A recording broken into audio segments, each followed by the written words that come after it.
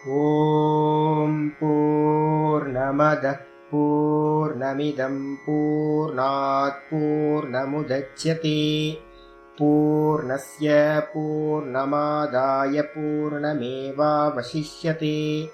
ॐ शान्ति शान्ति शान्तिः। ॐ गुरुर्ब्रह्मा गुरुर्विष्णुर्गुरुर्देवो महेश्वरः गुरुः साक्षात् परं ब्रह्म तस्मै श्रीगुरवे नमः। नारायणं पद्मभवं वसिष्ठं शक्तिं च तत्पुत्रपराशरं च व्यासं सुखं गौडपदं महान्तं गोविन्दयोगीन्द्रमथास्य शिष्यं श्रीशङ्कराचार्यमतास्य पद्मपादं च हस्तामलकं च शिष्यं तं त्रोटकं वार्तिककारमन्यानस्मद्गुरून् सन्ततमानतोऽस्मि। श्रुतिस्मृतिपुराणानाम् आलयं करुणालयं नमामि भगवत्पादं शङ्करं लोकशङ्करं शङ्करं शङ्कराचार्यं केशवं बादरायणं सूत्रभाष्यकृतौ वन्दे भगवन्तौ पुनः पुनः। ईश्वरो गुरुरात्मेति मूर्तिभेदविभागिने व्योमवद्व्याप्तदेहाय दक्षिणामूर्तये नमः।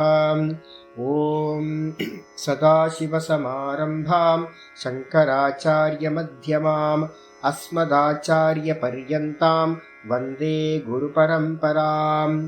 ॐ यो ब्रह्माणं विदधाति पूर्वं यो वै वेदांश्च प्रहिणोति तस्मै तं हदेवमात्मबुद्धिप्रकाशं मुमुक्षुर्वै शरणमहं प्रपद्ये। ॐ शान्ति शान्ति शान्तिः। ॐ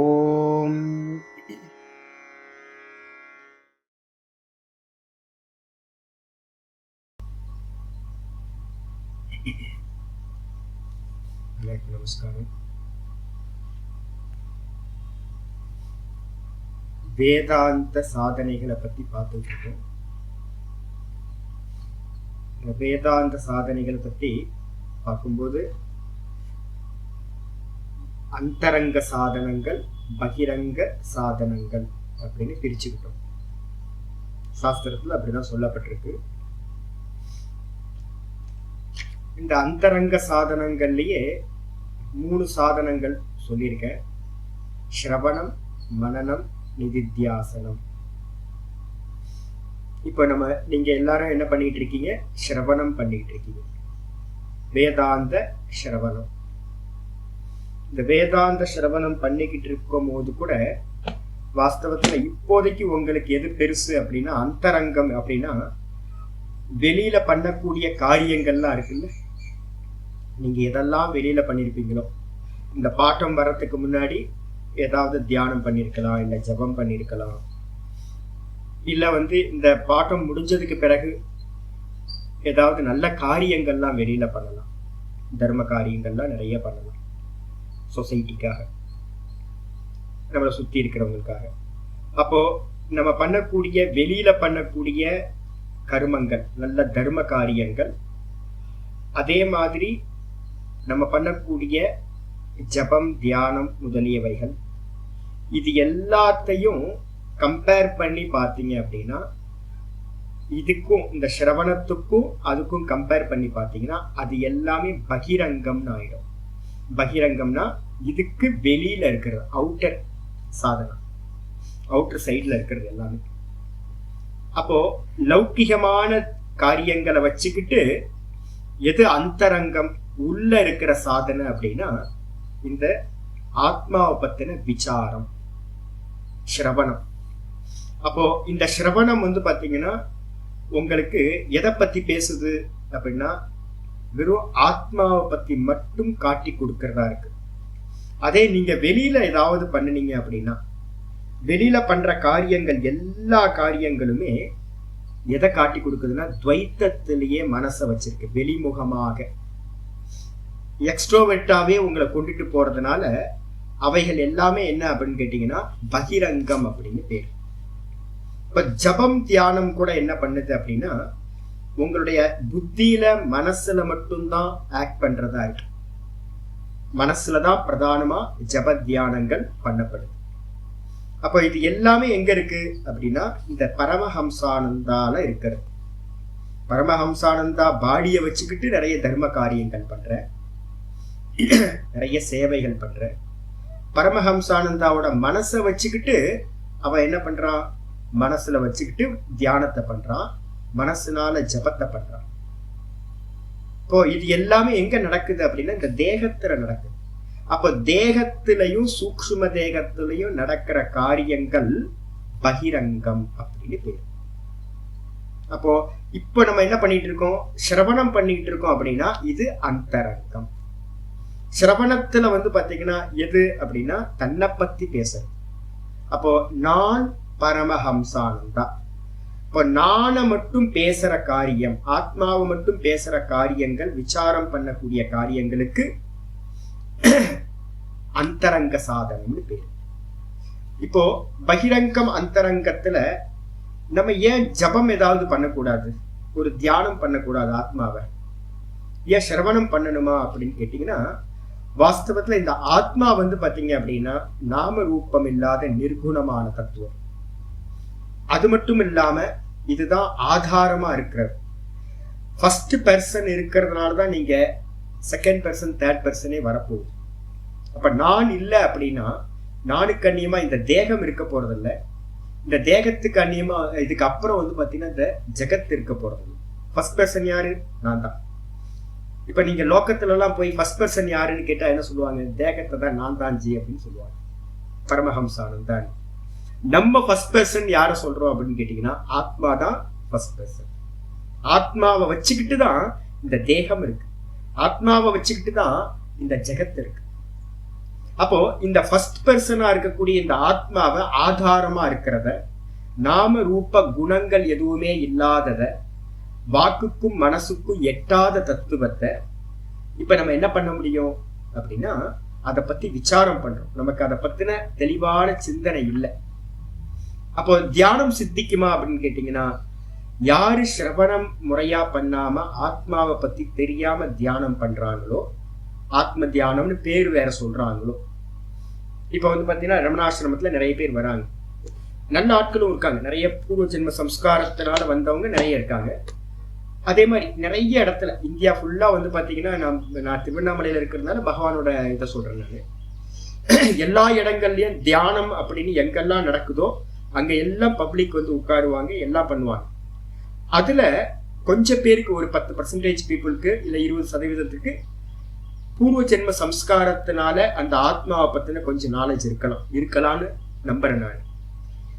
பெரும்பாலும் பாத்தீங்கன்னா அந்த தியானம் பண்றவங்களுக்கு நம்ம எதை தியானம் பண்றோன்னே தெரியாது.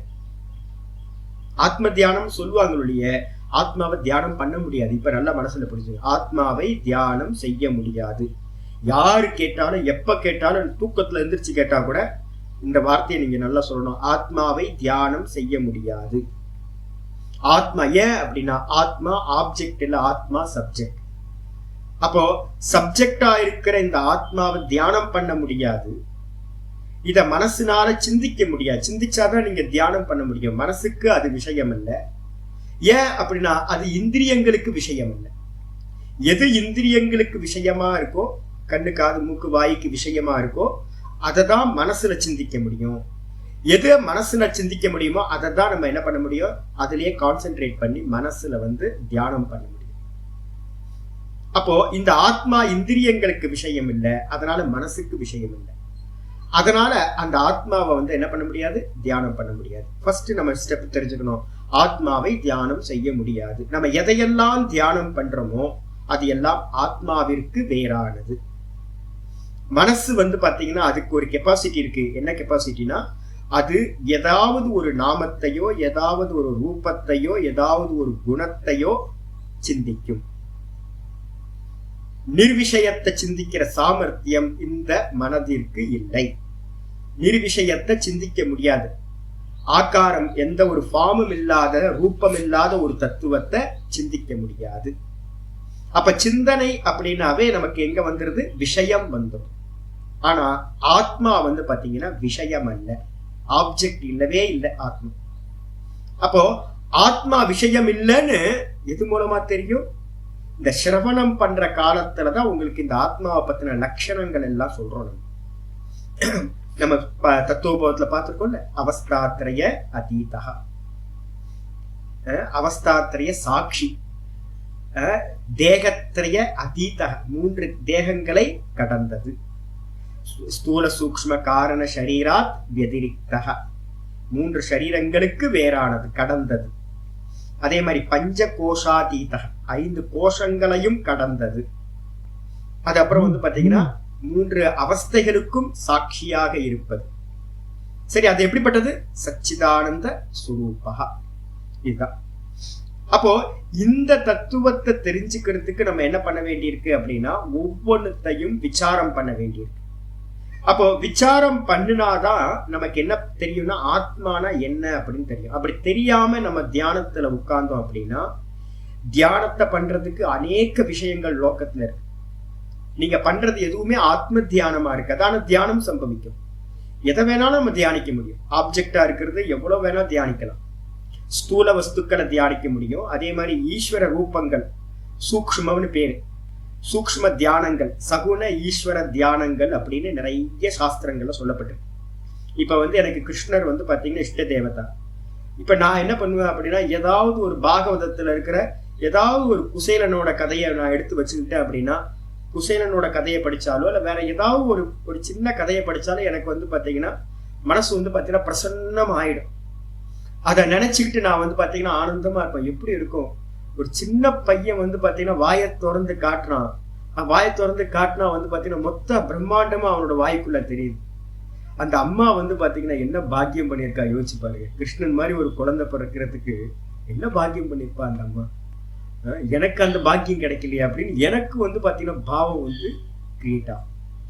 இந்த பாவம் கிரியேட் ஆகுறது எதுக்கு அப்படின்னு கேட்டீங்கன்னா, இந்த ஈஸ்வர பாவங்கள் என்ன பண்ணுதுன்னா இந்த மனசை வந்து நாசம் பண்ணக்கூடியது.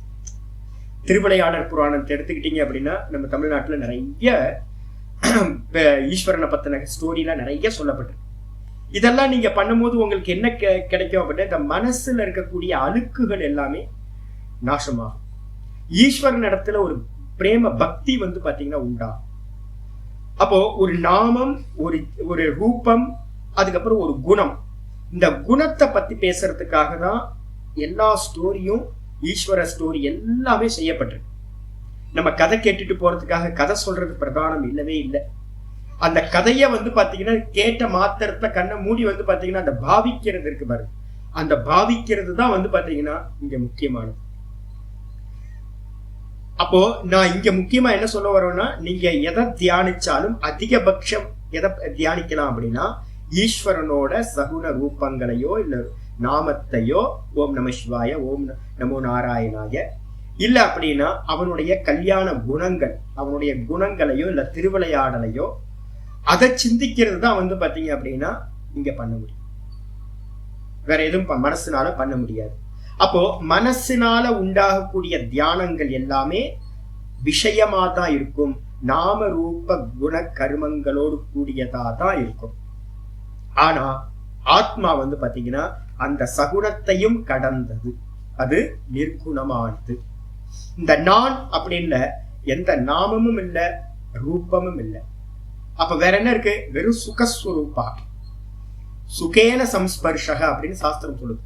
அதை எப்படி ஸ்பர்ஷம் பண்ண முடியும், அதை எப்படி நம்ம அறிய முடியும், எப்படி டச் பண்ண முடியும் அப்படின்னா, வெறும் கேவல சுகஸ்வரூபமா மட்டும்தான் ஆத்மாவை அறிய முடியும். அந்த சுகஸ்வரூபத்தை வந்து பாத்தீங்கன்னா வேற என்ன ஃபார்ம்ல சொல்லலாம்? அதுதான் சத்தா இருக்கு, அதுதான் சித்தா இருக்கு. ஸ்புரணமா சொன்னீங்கன்னா, வெறும் ஸ்புரணம் அப்படின்னு எடுத்துக்கிட்டீங்கன்னா அது சித்த அம்சம்னு பேரு. இருக்கு, நான் இருக்கேன் அப்படின்னு மட்டும் நீங்க அறிஞ்சீங்கன்னா அது சத்தம்சம். அப்போ ஆத்மாவை வந்து நம்ம எப்படி அறிய முடியும்? நான் இருக்கேன், நான் ஸ்புரணமா இருக்கேன், நான் சுகமா இருக்கேன். இதுக்கு அந்நியமா வந்து பாத்தீங்கன்னா வேற எதுவுமே இல்லை. இந்த மூணும் கூட வந்து பாத்தீங்க அப்படின்னா வேற வேற இல்லை. சத்துதான் சித்து, சித்துதான் ஆனந்தம். இதுக்கு அந்நியமா நீங்க ஏதாவது ஒரு நாம ரூபத்தை அதுக்குள்ளார கொண்டுட்டு வந்தீங்கன்னா அது சகுனமா மாறி. அப்போ அந்த சகுனங்கள்ல நடக்கக்கூடிய சமாதி, யாராவது ஒருத்தர் ஒரு ஜபத்தையோ இல்ல மந்திரத்தையோ இல்ல பாத்தீங்கன்னா ஒரு நல்ல உத்தமமான கல்யாண குணங்களையோ தியானம் பண்றார் அப்படின்னா அவரும் சமாதியை அடைவார். அவரும் பாத்தீங்க அப்படின்னா விஷயங்கள்ல சமாதி அடைவார். அது மாதிரி ஈஸ்வர ரூபங்கள்ல நம்ம யாராவது சமாதி அடைஞ்சோம் அப்படின்னா தியானத்தோட பரிபக்குவத்துல சமாதி அடைதல். சமாதினா என்னது அப்படின்னா ஒன்று கலத்தல், வேற எதுவுமே இல்லை. திரிபுட்டி இல்லாம போகிறது. நான் தியானம் செய்பவன், நான் தியானிக்கும் வஸ்து ஆப்ஜெக்ட் பாத்தீங்கன்னா ஈஸ்வர ரூபம். தியானம் நடுவுல ரெண்டுத்துக்கும் நடுவுல கனெக்ஷன் என்னது, நான் தியானம் பண்றேன். அப்ப தியானிப்பவன் தியாத்ரு, தியேய வஸ்து எதிர்க்க இருக்க ஆப்ஜெக்டுக்கு பேரு தியேயம். இந்த ரெண்டுத்துக்கும் நடுவுல நடக்கிறது தியானம். தியாத்ரு தியேய தியானம், இந்த மூணுத்துக்கும் பேரு திரிபுட்டின்னு பேரு. திரிபுட்டினா 3 அம்சங்கள் இருக்கு. அதுல இந்த 3 அம்சம் என்னது, பேதத்தோட இருக்கு. இந்த பேதம் பாத்தீங்கன்னா இல்லாம போச்சு அப்படின்னா அதுக்கு பேரு சமாதின்னு பேரு. அந்த சமாதிக்கு நம்ம முதல்ல என்ன பண்றோம், தியானம் பண்றவன் அந்த தியான வஸ்துவை பாத்தீங்கன்னா தொடர்ந்து தைலதார மாதிரி சிந்தனை பண்ணிட்டு இருந்தோம்னா, ஒரு பாட்டில இருந்து நான் எண்ணெயை விடுறேன் அப்படின்னா அந்த எண்ணெய் எப்படி பாத்தீங்கன்னா அடுத்த பாத்திரத்துக்கு போகும், எந்த பிரேக்கும் இல்லாம ஒரே மாதிரி போகும், பிரேக் இல்லாம. அதான் தைலதாரான்னு பேரு. அது மாதிரி ஒரு விஷயத்தை தொடர்ந்து சிந்திக்கிறேன் அப்படின்னா அந்த சிந்திக்கிற போது பாத்தீங்கன்னா 12 செகண்ட் உங்களால சிந்திக்க முடிஞ்சது அப்படின்னா, இப்ப நம்ம சொல்றோம் ஓங்காரத்தை சொல்றோம், ஓம் ஓம் ஓம், இது மாதிரி 12 க்ஷணம் பாத்தீங்கன்னா உங்களுக்கு நான் இப்ப சொல்லும் போதே என்னோட மனசு வேற பக்கம் போயிடுச்சு, நான் அடுத்து என்ன பேசணும்ன்ற மனசு வந்துடுச்சு. இது மாதிரி இல்லாம 12 செகண்ட் பாத்தீங்கன்னா தொடர்ந்து உங்களால ஒரு விஷயத்துல சிந்தனையை வச்சிருக்க முடியும் அப்படின்னா அதுக்கு பேர் பாத்தீங்கன்னா ஒரு தாரணான்னு பேர். ஒரு தாரணன்னு பேர். இந்த தாரணைக்கு அடுத்தது பாத்தீங்கன்னா 12 தாரணைகள் உங்களால பண்ண முடிஞ்சது அப்படின்னா 12 செகண்ட் இன்ட்டு 12 செகண்ட் 144 செகண்ட் உங்களால பாத்தீங்க அப்படின்னா ஒரு வஸ்துல தொடர்ந்து நிக்க முடிச்சதுன்னா அதுக்கு பேரு தியானம் அப்படின்னு பேர். ஒரு தியானம். அந்த தியானத்தை பாத்தீங்கன்னா 12 முறை பண்ணினீங்கன்னா 144 செகண்ட் இன்ட்டு 12 எடுத்துக்கிட்டீங்க அப்படின்னா என்ன வருமோ அந்த கால அளவுக்கு உங்களால தொடர்ந்து ஒன்னத்துல நிக்க முடிஞ்சதுன்னா அதுக்கு பேர் பாத்தீங்கன்னா சமாதின்னு பேர். அந்த சமாதியில என்ன ஆயிடும் அப்படின்னா தியானத்துல தியானிப்பவன் இருப்பான், தியானம் பண்ற விஷயம் இருக்கும், நான் தியானம் பண்றேன் அப்படின்ற எண்ணமும் இருக்கும். 3மே இருக்கும். திரிபுட்டி இருக்கும். தாரணை பண்ணும் போதும் திரிபுட்டி இருக்கும், தியானம் பண்ணும் போதும் திரிபுட்டி இருக்கும். ஆனா அந்த தியானத்தை தாண்டி நீங்க அதுக்கு மேல போகும்போது சமாதி சொன்ன 144 இன்ட்டு 12 அது போகும்போது என்ன ஆகும், அந்த தியானத்தை நீங்க கிராஸ் பண்ணும் போது இந்த திரிபுட்டி என்ன ஆயிடும், இல்லாம போயிடும். நான் தியானிப்பவன் அப்படின்ற எண்ணம் போயிடும், நான் தியானம் பண்றேன்றது தியானமும் போயிடும். அப்ப என்ன ஆயிடும், நான் பண்ற அந்த கான்சியஸ்னஸ் என்ன ஆயிடும், அந்த ஆப்ஜெக்டோட என்ன ஆயிடும், ஒன்னாயிடும். இந்த ஆப்ஜெக்டோட ஒன்னு ஆயிடுச்சு அப்படின்னா அதுக்கு பேர் வெறும் தியேய வஸ்துவா மட்டும் இருக்கிறது. தியேயம்னா வெறும் எதை தியானம் பண்றோமோ அந்த வஸ்துவாவே ஆயிடுறது, அந்த வஸ்துவாவே பிரதிஷ்டா ஆகிறது. அதுக்கு பேரு சமாதின்னு பேரு. நல்லா தெரிஞ்சுங்க. பண்றனா பண்ணக்கூடிய ஆப்ஜெக்டா இருக்கிற விஷயத்தோட மெர்ஜ் ஆயிட்டேன் அப்படின்னா என்னுடைய எல்லா கான்சியஸ்னஸ் எல்லாமே அதோட மிக்ஸ் ஆயிடுச்சு அப்படின்னா அதுக்கு பேர் என்ன பேரு, சமாதின்னு பேர். இந்த சமாதியை நம்ம எத்தனை விதத்துல பண்ணலாம் அப்படின்னு கேட்டீங்கன்னா இதுல பாத்தீங்கன்னா பல விதங்கள் இருக்கு. இப்ப நான் பேசுறது எதுக்காகன்னு கேட்டீங்கன்னா நிர்குணத்தை பத்தி எனக்கு சொல்லி ஆகணும். அதுக்காக தான் நான் உங்களுக்கு சகுனத்தை பத்தி பேசுறேன். நம்ம இந்த தியானத்தை எல்லாத்தையும் தாண்டி போகணும். ஆத்ம தத்துவம் தியானத்துக்கு அப்பாற்பட்டது. ஆனா அப்பாற்பட்டதுன்னா நீங்க தியானத்தை கடந்துதான் போய் ஆகணும், அதான் விசேஷம். ஆனா தியானத்தினால ஆத்மாவை அடைய முடியாது. அதுக்காக தான் உங்களுக்கு இந்த விஷயத்தெல்லாம் நான் நேரா சொல்லணும்னு ஆசைப்பட்டு சொல்லிட்டு இருக்கேன். இப்போ வந்து பாத்தீங்கன்னா எனக்கு வெளியில வந்து பாத்தீங்கன்னா ஒரு கிருஷ்ண விக்கிரகம் இருக்குன்னு வச்சுக்கோங்க. நான் வந்து பாத்தீங்கன்னா டெய்லி வந்து கிருஷ்ண விக்கிரகத்துக்கு அலங்காரம் பண்ணி கிருஷ்ணரை வந்து பாத்தீங்கன்னா பாவிச்சுக்கிட்டு இருக்கேன். ஏதாவது ஒரு இன்சிடென்ட்டை வந்து பாத்தீங்கன்னா பாகவதத்துல இருக்கிற ஏதாவது ஒரு கதையை எடுத்துக்கிட்டு நான் என்ன பண்ணுவேன், முன்னாடி எடுத்து கொண்டு வந்து பார்த்துக்கிட்டு இருப்பேன். நேற்று வந்து பாத்தீங்க அப்படின்னா துருவனோட கதையை வந்து பாத்தீங்கன்னா நான் பார்த்தேன். ஒரு 2 நாளுக்கு முன்னாடி வந்து அருமையான இது ஒன்று பார்த்தேன். என்னன்னு கேட்டீங்கன்னா, இது மாதிரி கிருஷ்ணரோட அப்பப்போ லீலைகள் ஏதாவது இருக்கும். அந்த லீலைகள் வந்து பாத்தீங்கன்னா நான் அலங்காரம் பண்ணும்போது என்ன பண்ணுவோம் அதெல்லாம் நினைச்சுப்பேன். நான் கிருஷ்ணர் மேல எனக்கு ரொம்ப பக்தி பாவம் உண்டாகும் போது மேக்சிமம் என்னன்னு கேட்டீங்கன்னா, அந்த நம்ம எல்லா மனசும் எப்படிப்பட்டது அப்படின்னா ரூபத்து மேல ரொம்ப அதிகமான சிந்தனை நமக்கு இருக்கு, ஒரு ஆகர்ஷணம் இருக்கு. அதனால்தான் ஈஸ்வர ரூபங்களுக்கு நிறைய அலங்காரம் பண்றோம், போய் தரிசனம் பண்றோம், எல்லாம் பண்றோம். அப்போ நமக்கு முதல் அட்டென்ஷன் எதுல வருது அப்படின்னு கேட்டீங்கன்னா அந்த ரூபத்துல வருது. இப்ப நான் கண்ணை மூடனேன் அப்படின்னா நான் 24 வருஷமா ஒரு கிருஷ்ணரோட போட்டோவை வச்சிருக்கேன். அந்த 24 வருஷமா வச்சிருந்த போட்டோவை எனக்கு வந்து பாத்தீங்கன்னா கண்ணை மூடனா முடியில இருந்து வந்து பாத்தீங்கன்னா ஒவ்வொரு அம்சத்தையும் எனக்கு வந்து பாத்தீங்கன்னா கண்ணுக்கு முன்னாடி அப்படியே தெரியும். என்னோட அம்மா மறந்து போச்சு, என்னோட அப்பா முகம் எப்படி இருக்குன்னு மறந்து போச்சு. 24 வருஷத்துல அப்பா அம்மா மறந்துட்டேன், சகோதர சகோதரிகள் எல்லாத்தையும் மறந்தாச்சு. என்னோட பால்யத்துல நிறைய நண்பர்கள் இருந்தாங்க, எல்லாம் மறந்தாச்சு. ஆனா கிருஷ்ணர் விக்கிரகம் மட்டும் வந்து பாத்தீங்கன்னா கண்ணை மூடினா வருது. அந்த அளவுக்கு அதுல நம்ம என்ன பண்ணிருக்கோம், அந்த ரூபத்து மேல நமக்கு ரொம்ப பெரிய பற்றுதல் இருக்கு, ஈஸ்வர ரூபங்கள். அது மாதிரி ஈஸ்வர ரூபம் எங்க இருக்கு, வெளியில இருக்கு. அந்த வெளியில இருக்கக்கூடிய அந்த ஈஸ்வர விக்கிரகத்தை நான் பிரேம பண்ணி அதுலயே வந்து பாத்தீங்கன்னா பாவிச்சு அவரையே தரிசனம் பண்ணி மெதுவா அந்த உருவத்தை எடுத்துட்டு நான் என்ன பண்றேன், அதுலயே பார்த்து லயிக்கிறேன்னு வச்சுக்கேன். மெதுவா என்னுடைய கவனமானது, என்னோட கான்சியஸ்னஸ், பார்க்கிற நான் இருக்கேன் பாத்தீங்களா, இந்த பார்க்கின்ற நான் பரமஹம்சானந்தா அவனோட கான்சியஸ்னஸ் வந்து பாத்தீங்கன்னா எதிர்க்க இருக்கக்கூடிய அந்த விக்கிரகத்தோட மெர்ஜ் ஆயிடுச்சு அப்படின்னா அதுக்கு பேர் ஒரு சமாதின்னு பேர். அதுக்கு இந்த சமாதிக்கு என்ன பேரு அப்படின்னு கேட்டீங்கன்னா சவிதர்க்க சமாதி அப்படின்னு பேரு. யோகத்துல சவிதர்க்க சமாபத்தின்னு சொல்லுவாங்க. யோக சாஸ்திரத்துல சமாதிகளை நல்லா புரிஞ்சாதான் உங்களுக்கு ஆத்ம விஷயத்துல என்ன நடக்குதுன்னு தெரியும். அதுக்காக நான் சொல்றேன். அப்ப வெளியில ஒரு விக்கிரகத்துல என்னுடைய கான்சியஸ்னஸ் குவிஞ்சதுன்னா அதுக்கு பேரு சவிதர்க்க சமாதி, சவிதர்க்க சமாபத்தி. டெக்னாலஜி வந்து யோகத்துல சமாதிய வந்து சமாபத்தின்னு சொல்லுவாங்க. வேதாந்தத்துல சமாதிய வந்து பாத்தீங்கன்னா சமாதானம்னு சொல்லுவாரு ஆச்சாரியார். சங்கரர் வந்து சமாதிய சமாதானம்னு சொல்லுவார், சித்த சமாதானம் அப்படின்னு. அதுக்கப்புறம் யோக சாஸ்திரத்துலதான் அதுக்கு பேரு சமாதின்னு பேரு. நம்ம லௌகிகமான பேசுறதுல டெக்னிக்கலா பேசும்போது அதுக்கு பேரு சமாபத்தின்னு பேரு. சமத்தை அடைதல். எந்த வஸ்துவோ நம்ம வந்து பாத்தீங்கன்னா தியானம் பண்றோமோ அந்த வஸ்துவோட நமக்கு சமத்தன்மை பிராப்தி ஆகுது. அதுவும் நானும் வேறு இல்லை அப்படின்னு. அப்போ நான் முதல்ல கிருஷ்ணரோட விக்கிரகத்துல சமத்தன்மையை பிராப்தி பண்ணிட்டேன். நான் வேற அது வேறன்றது இல்லாம ஒன்னாயிடுச்சுன்னா முதல் சமாதி கிடைக்கும், சவிதர்க்க சமாதி, சவிதர்க்க சமாபத்தி, முதல் சமாதி.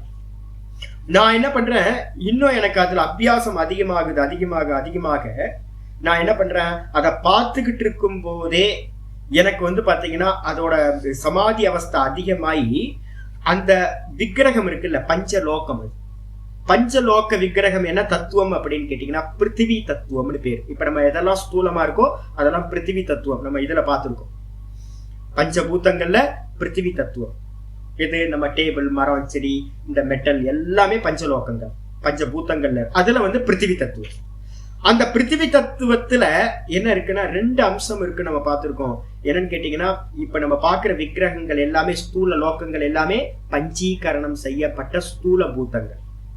அப்ப நம்ம ஹேண்டில் பண்றது எல்லாமே பஞ்சீகரணம் செய்யப்பட்ட இன்ஸ்ட்ருமெண்ட் பூதங்கள் எல்லாம். அப்ப அந்த விக்கிரகம் பஞ்சீகரணம் செய்யப்பட்டது, ஸ்தூலம். அப்போ ஸ்தூலத்துல வந்து உங்களுக்கு சமாதி நடந்துச்சுன்னா அதுக்கு பேரு சவிதர்க்கம்.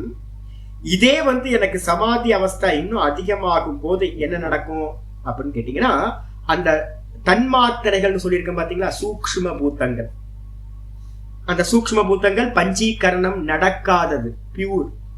அந்த பியூரானது வந்து பாத்தீங்கன்னா அந்த பிருத்திவியில இருக்கும். பிருத்திவியில வந்து பாத்தீங்கன்னா சூக்ஷ்ம பூத்தம் பிருத்திவி பூத்தம் இருக்கும். 50% அது இருக்கும். மற்ற பூத்தங்கள் 4 கலந்ததுக்கு அப்புறம் தான் பஞ்சீகரணம் நடக்கும்னு நம்ம பார்த்துருக்கோம் தத்துவ போதத்துல.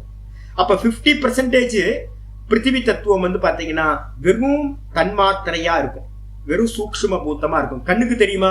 தெரியாது. அப்ப நீங்களும் நானும் எதை பார்க்கிறோம்? வெறும் ஸ்தூலத்தை தான் பார்க்கிறோம், சூக்ஷ்மத்தை பார்க்கல.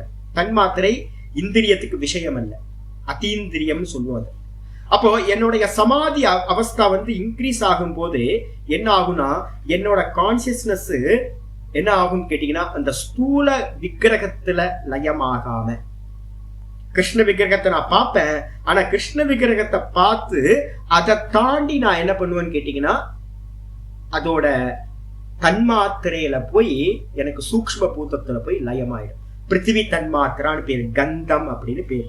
அந்த தன்மாத்திரைக்கு பேரு கந்தம், கந்த தன்மாத்திரன்னு பேரு. வெறும் ஸ்மெல் மட்டும்தான் இருக்கும், அதான் தன்மாத்திரை. அப்போ உன்னை பார்த்து ஸ்தூலத்தை தாண்டி அதுல இருக்கக்கூடிய சூக்ஷ்மத்துக்கு போய் லயமாச்சு அப்படின்னா அந்த சமாதிக்கு பேரு நிர்விதர்க்க சமாபத்தின்னு பேரு. நிர்விதர்க்க சமாதி இல்லைன்னா நிர்விதர்க்க சமாபத்தி. சமாதி சமாபத்தி ரெண்டும் ஒண்ணுதான். சவித்தர்க்கம் ஸ்தூலத்துல, நிர்விதர்க்கம் சூக்ஷ்மத்துல. ஆயிடுச்சா? இத நான் என்ன பண்றேன், எதிர்க்க விக்கிரகத்தை வச்சு அபியாசம் பண்ணிருக்கேன். பண்ணிக்கிட்டே போகும்போது திடீர்னு ஒரு நாள் நான் வந்து பாத்தீங்கன்னா எங்க யாத்திரை போறேன் அப்படின்னு கிளம்புறோம். யாத்திரை போகும்போது சொல்லுங்கம்மா. இல்ல இல்ல இல்ல ஆமா இல்ல, இப்ப வந்து பாத்தீங்கன்னா இப்ப சவிகல்பத்துக்குள்ளார மொத்தம் 6 சமாதிகள் வரப்போகுது. இப்ப நம்ம பேசிக்கிட்டு இருக்கிறது எல்லாமே நான் இப்ப ஆரம்பிச்சு ஒரு 6 சமாதியை நான் சொல்ல போறேன். 6 சமாதியும் சவிகல்ப சமாதிகள்னு பேரு. சவிகல்பம்னா என்ன அர்த்தம் அப்படின்னு கேட்டீங்கன்னா அங்க வந்து ஏதோ ஒரு நாமமோ ரூபமோ குணமோ ஏதோ ஒண்ணு இருக்கணும். இப்ப நான் வந்து கிருஷ்ண விக்கிரகம், நாம ரூபம் இருக்கு. கிருஷ்ண விக்கிரகத்தை தாண்டி நான் சூக்ஷ்மத்துக்கு போனாலும் கூட அங்கேயும் ஒரு கந்த தன்மாத்திரன்னு சொல்லக்கூடிய அந்த சூக்ஷ்ம பூத்தம் இருக்கு, விஷயம் இருக்கு, ஆப்ஜெக்ட் எல்லாம் இருந்துச்சு அப்படின்னா அது வந்து பாத்தீங்கன்னா சவிகல்ப சமாதின்னு பேர். அந்த நம்ம நினைச்சுட்டு இருக்கோம் இருக்கிறது ஒரே ஒரு சமாதி தான் சாமி, சவிகல்பம் நிர்விகல்பம் அப்படின்னா நமக்கு தெரியும். யோக சாஸ்திரத்துல அப்படி சொல்லல, சவிகல்பத்துல மட்டும் 6 சமாதி இருக்கு. அந்த 6ல முதல் சமாதி ஸ்தூலத்தில் ஆகிறது சவிதர்க்கம். அதுக்கப்புறம் 2வது நிர்விதர்க்கம், அந்த விக்கிரகத்தை பார்த்து அதுக்குள்ளார போறது. இப்ப நான் வந்து பாத்தீங்கன்னா எனக்கு வந்து பாத்தீங்கன்னா நான் ரோட்ல வந்து ஒரு பெண்ணை பாக்குறேன், ஒரு ஸ்திரிய பாக்குறேன். எனக்கு அந்த ஸ்திரீ யாருன்னே தெரியாது, அவங்களோட குணங்கள் தெரியாது, அவங்க என்ன மாதிரி வேல்யூஸ் எல்லாம் இருக்கு, அவங்க என்னன்னு ஒண்ணுமே தெரியாது. எனக்கு என்ன தெரியும், அவங்களோட சரீரம் மட்டும்தான் தெரியும். நான் என்ன பார்ப்பேன், ரொம்ப சௌந்தரியமா இருக்காங்களே அப்படின்னு நான் அந்த ஸ்திரியை பார்ப்பேன். எனக்கு என்ன தெரியும், ஃபர்ஸ்ட் இதுல அவங்க ரூபம் மட்டும்தான் தெரியும். இதே வந்து பாத்தீங்கன்னா அவங்க வந்து என்கிட்ட பழகுறாங்க, மெதுவா வந்து பாத்தீங்கன்னா வந்துட்டு போறாங்க, ஃபர்ஸ்ட் வாட்டி வந்துட்டு போறாங்க, வந்துட்டு போகும்போது எனக்கு தெரிஞ்சிருது ஐயோ நல்ல சோலா இருக்காங்களே இவங்க அப்படின்னு. அதுக்கப்புறம் மெதுவா ஒரு 2-3 நாள் 5 நாள் 10 நாள் 1 வாரம் டெய்லி வராங்க, பேசுறாங்க, போறாங்க, வராங்கன்னா அவங்களுக்கு உள்ள இருக்கக்கூடிய ஹிருதயம் வந்து எனக்கு என்ன ஆயிடும் தெரிஞ்சிடும். அவங்களோட வேல்யூஸ் வந்து எனக்கு நல்லா தெரிய ஆரம்பிச்சிடும், குணங்கள் எல்லாமே தெரிய ஆரம்பிச்சிடும். அப்போ நான் அவங்கள பார்ப்பேன். ஆனா அவங்கள பார்க்கும்போது என்ன ஆயிடும், அதையும் தாண்டி அவங்களுக்குள்ள இருக்க மனசை என்னால பார்க்க முடியும். அப்போ என்னுடைய அம்மாவை நான் பார்க்கிறேன், என்னோட சகோதரியை நான் பார்க்கிறேன் அப்படின்னா தேகமா நான் பார்க்கறது இல்ல, என்னுடைய தேகத்தை தாண்டி நான் என்ன பண்றேன், அவங்களுடைய மனசை பார்க்கிறேன். அப்போ எந்த ஒரு விஷயத்தையும் நம்ம என்ன பண்ண முடியும், ஃபர்ஸ்ட் எடுத்தோட நமக்கு நடக்கிறது ரூபம் தான் கிடைக்கும். ஆனா அதுல நல்ல நமக்கு வந்து இந்த ஸ்நேகம் உண்டாக உண்டாக உண்டாக அந்த விக்கிரகத்தை தாண்டி அந்த ரூபத்தை தாண்டி நம்ம என்ன பண்ண முடியும், மனசுக்கு போக முடியும். அதே மாதிரி ஈஸ்வர ரூபங்கள்லயும் முதல்ல அட்ராக்ட் ஆகுறது நம்ம ரூபத்துல, அதுக்கப்புறம் மெதுவா மெதுவா மெதுவா அதோட சூக்ஷ்ம பாகத்துக்கு நம்மளால டிராவல் பண்ண முடியும். நம்மளோட கான்சியஸ்னஸ் அப்படி இருக்கு. இது வந்து பாத்தீங்கன்னா நீங்க உங்க ஃப்ரெண்ட்ஸ் மத்தியில பார்க்கலாம். உங்க ஃப்ரெண்டு வந்து பாத்தீங்கன்னா, எனக்கு ஒரு ஃப்ரெண்ட் இருந்தார், ரொம்ப கருப்பு, ரொம்ப ரொம்ப கருப்பு. கருப்புனா வந்து பாத்தீங்கன்னா எடுத்து மை மாதிரி பூசிக்கலாம் அவரை, அது மாதிரி கருப்பு. அவரை வந்து பாத்தீங்கன்னா எல்லாருமே வந்து பாத்தீங்கன்னா பக்கத்துல நெருங்கி பேசுறதுக்கே கஷ்டப்படுவாங்க, ரொம்ப திறமசாலி. அவர் வந்து பாத்தீங்கன்னா என்னோட பக்கத்து ரூம்ல இருந்தார். நான் வந்து பாத்தீங்கன்னா அவரோட மெதுவா ஃபர்ஸ்ட் பேசுறதுக்கு 1 வாரம் 10 நாள் வரைக்கும் எனக்கு வந்து அவரோட என்னடா மனுஷனா இல்ல மிருகமா இது மாதிரி இருக்காரே அப்படின்னு. ஆனா மெதுவா என்ன ஆயிடுச்சுன்னு கேட்டீங்கன்னா அவரோட பழக ஆரம்பிச்சுதான் தெரியுது அவரோட ஹிருதயம் வந்து பாத்தீங்கன்னா ரொம்ப ரொம்ப சாஃப்ட். நான் இது வரைக்கும் ஜீவனத்துல அது மாதிரி ஒரு ஹிருதயத்தை நான் பார்த்ததே இல்லை, அவ்வளவு சாஃப்ட். எனக்கு ரொம்ப ஆச்சரியம், என்னடா பகவான் வந்து ரூபத்தை இப்படி கொடுத்துருக்காரு உள்ள. அதுக்கப்புறம் நான் அவர் கூட வந்து அவர் இறந்துட்டார், சூசைட் பண்ணிட்டாரு. அவர் நீண்ட காலம் அவர் கூட நான் வந்து பாத்தீங்கன்னா இருந்திருக்கேன். ஆனா அவரோட கலர் வந்து எனக்கு தெரியவே இல்லை. அவரோட பழக ஆரம்பிச்சதுக்கு பிறகு கலர் போயிடுச்சு, அவரோட ரூபம் போயிடுச்சு, அவரோட ஹிருதயம் வந்து என்கிட்ட நல்லா நின்றுச்சு. இப்பவும் நான் வந்து அவரோட சிந்திக்கிறேன், இப்ப என்ன பெர்சன் பா அப்படி. அப்போ நமக்கு வந்து 2 விஷயத்துல நம்ம கவனம் இருக்கும். ஒன்னு ஃபர்ஸ்ட் எடுத்தோட பழகாம இருக்கிற வரைக்கும் மெயின் ரூபம். 2வது வந்து பாத்தீங்கன்னா பழகிட்டதுக்கு பிறகு அது உள்ளுக்குள்ளார டிராவல் பண்ண முடியும். அப்போ ஸ்தூலத்துல சமாதி பண்ணினீங்கன்னா சவிதர்க்கம், அதை தாண்டி சூக்ஷ்மத்துல போய் சமாதி ஆச்சு அப்படின்னு, அதையும் தாண்டி போச்சு அப்படின்னா அதுக்கு பேரு நிர்விதர்க்கம் அப்படின்னு. சமாதியில 2 வெரைட்டி. இப்ப நான் என்ன பண்ணிட்டேன், போயிட்டேங்க எங்கேயாவது. இப்ப வந்து பாத்தீங்கன்னா என்னோட குருநாதரையோ இல்ல வந்து என்னோட இஷ்ட தேவத்தையோ யாரையும் நான் சிந்தனை பண்றேன். இப்ப 2 பேருமே என்கிட்ட இல்ல, நான் எங்கேயோ இருக்கேன். விக்கிரகங்கள் எல்லாம் இங்க ரூம்லயே விட்டுட்டு போயாச்சு, போட்டோ எல்லாம் இங்கதான் இருக்கு. அப்ப நான் இமயமலையிலயோ எங்கேயோ போய் உட்கார்ந்து இருக்கேன். உட்கார்ந்த மாத்திரத்துல இவ்வளவு நாள் அபியாசம் பண்ணிருக்கேன்ல, இந்த அபியாசம் பண்ணதெல்லாம் வச்சுக்கிட்டு நான் என்ன பண்றேன் அப்படின்னா, நான் எங்க இமயமலையில உட்காந்துட்டு ஒரு குகையில உட்காந்துட்டு கண்ணை மூடுறேன். கண்ணை மூடி உட்கார்ந்த மாத்திரத்துல இந்த அபியாச பலம், இந்த சமாதி பண்ணிருக்கேன்ல, இந்த இது வந்து பாத்தீங்கன்னா அப்படியே அந்த விக்கிரகம், கிருஷ்ண விக்கிரகம் எனக்கு மனசுக்குள்ளார அந்த விக்கிரகத்தை கொண்டு வர, என்னோட தேவத்தையை நான் கொண்டுட்டு வர. ஸ்தூலம் தான். அந்த தேவத்தைய மனசுல கொண்டுட்டு வந்து அந்த தேவதைக்கு வந்து பாத்தீங்க அப்படின்னா நான் வந்து பாத்தீங்கன்னா பிரார்த்தனை பண்றேன், அதை மெதுவா தியானம் பண்றேன் அப்படின்னு. அப்படியே தியானம் பண்ணி அந்த ரூபத்திலேயே நான் வந்து லயமாயிட்டேன் அப்படின்னா இது எங்க நடக்குது? உள்ளுக்குள்ளார. வெளியில விக்கிரகம் இல்ல. முதல் சவிதர்க்கம் நிர்விதர்க்கம் வெளியில நடந்தது. அதே வந்து பாத்தீங்கன்னா இப்ப பண்றது என்னன்னு கேட்டீங்கன்னா, உள்ள இருக்கிற கிருஷ்ண விக்கிரகம் எனக்கு வந்து போட்டோ ஸ்டேட் பண்ணிட்டேன். நான் அபியாசம் பண்ணி தாரணா பண்ணி அந்த ரூபம் எனக்கு உள்ளார வந்துடுச்சு. அத மனசுல நினைச்சு நான் வந்து பாத்தீங்கன்னா அதை நான் என்ன பண்றேன், சமாதி பண்றேன். அதுக்கு பேரு சவிச்சாரம் அப்படின்னு பேரு. சவிச்சார சமாபத்தி, சவிச்சார சமாதி அப்படின்னு பேரு. இது வெளியில இருக்கிறத காட்டிலும் கொஞ்சம் சூக்ஷ்மமானது. இப்போ நீங்க வந்து பாத்தீங்கன்னா யாரு அவங்கவுங்க மனைவியோ இல்ல அம்மாவோ இல்ல குழந்தைங்களையோ யாரையாவது கனவுல நீங்க கண்ணை மூடிக்கிட்டு ஃபுல்லா சிந்தனை பண்ணுங்க, பார்க்கலாம். ஃபுல்லா போட்டோ ஸ்டேட் எடுத்த மாதிரி வரணும். வந்துச்சு அப்படின்னா நீங்க நல்ல தாரண சக்தி இருக்குன்னு அர்த்தம். நமக்கு எல்லாத்துக்கும் நம்ம அம்மா ரொம்ப பிரீத்தியானவங்க, ரொம்ப அன்பானவங்க. ஒரு கணம் மூடி வந்து பாத்தீங்கன்னா அம்மாவோட முடியில இருந்து கால் வரைக்கும் உங்களால கல்பனை பண்ண முடியுமா? அப்படியே ரூபம் வருமா அப்படின்னு பாருங்க. தாரணா சக்தி அந்த அளவுக்கு இருக்கும். அப்போ வெளியில நல்ல தாரண தியானம் பண்ணி அந்த விக்கிரகத்தை பண்ணி அது அபியாசம் ஆனதுக்கு பிறகு அது என்ன ஆயிடுது, உள்ளுக்குள்ளார வந்து பாத்தீங்கன்னா ஸ்திரமா நமக்கு அப்படியே தெரியும். வெளியில பார்த்ததே உள்ள தெரியும். அதுல சமாதி ஆனனா சவிச்சாரம்.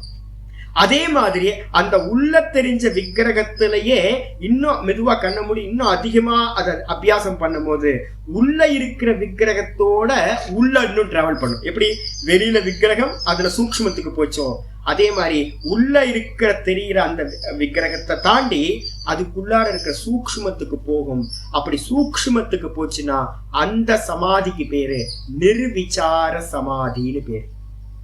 நிர்விசார சமாதி, நிர்விசார சமாபத்தின்னு பேரு. இந்த நிர்விசார சமாபத்தி என்ன சுவாமி அப்படின்னு கேட்டீங்கன்னா, நாம ரூபத்தை கடந்து குணத்துக்கு வந்துடுறது. இந்த நிர்விசார சமாபத்தின்னு சொல்றது எதுன்னு கேட்டீங்கன்னா, இப்ப நான் வந்து பாத்தீங்கன்னா இவனை நினைச்சேன். நான் நம்ம வந்து பாத்தீங்கன்னா துருவனையோ யாரையோ ஒரு நினைச்சேன். நான் கிருஷ்ணர் வந்து பாத்தீங்கன்னா மலையை தூக்குன ஒரு கதையை வந்து பாத்தீங்கன்னா நான் பார்த்தேன். கிருஷ்ணர் வந்து பாத்தீங்க அப்படின்னா அர்ஜுனனோட கட்டி பிடிச்சி பிறண்டதை வந்து பாத்தீங்கன்னா மனசுக்குள்ள கொண்டு வந்து அவனோட கருணாவை வந்து நான் பாக்குறேன், அவனோட மித்திரபாவத்தை பாக்குறேன்.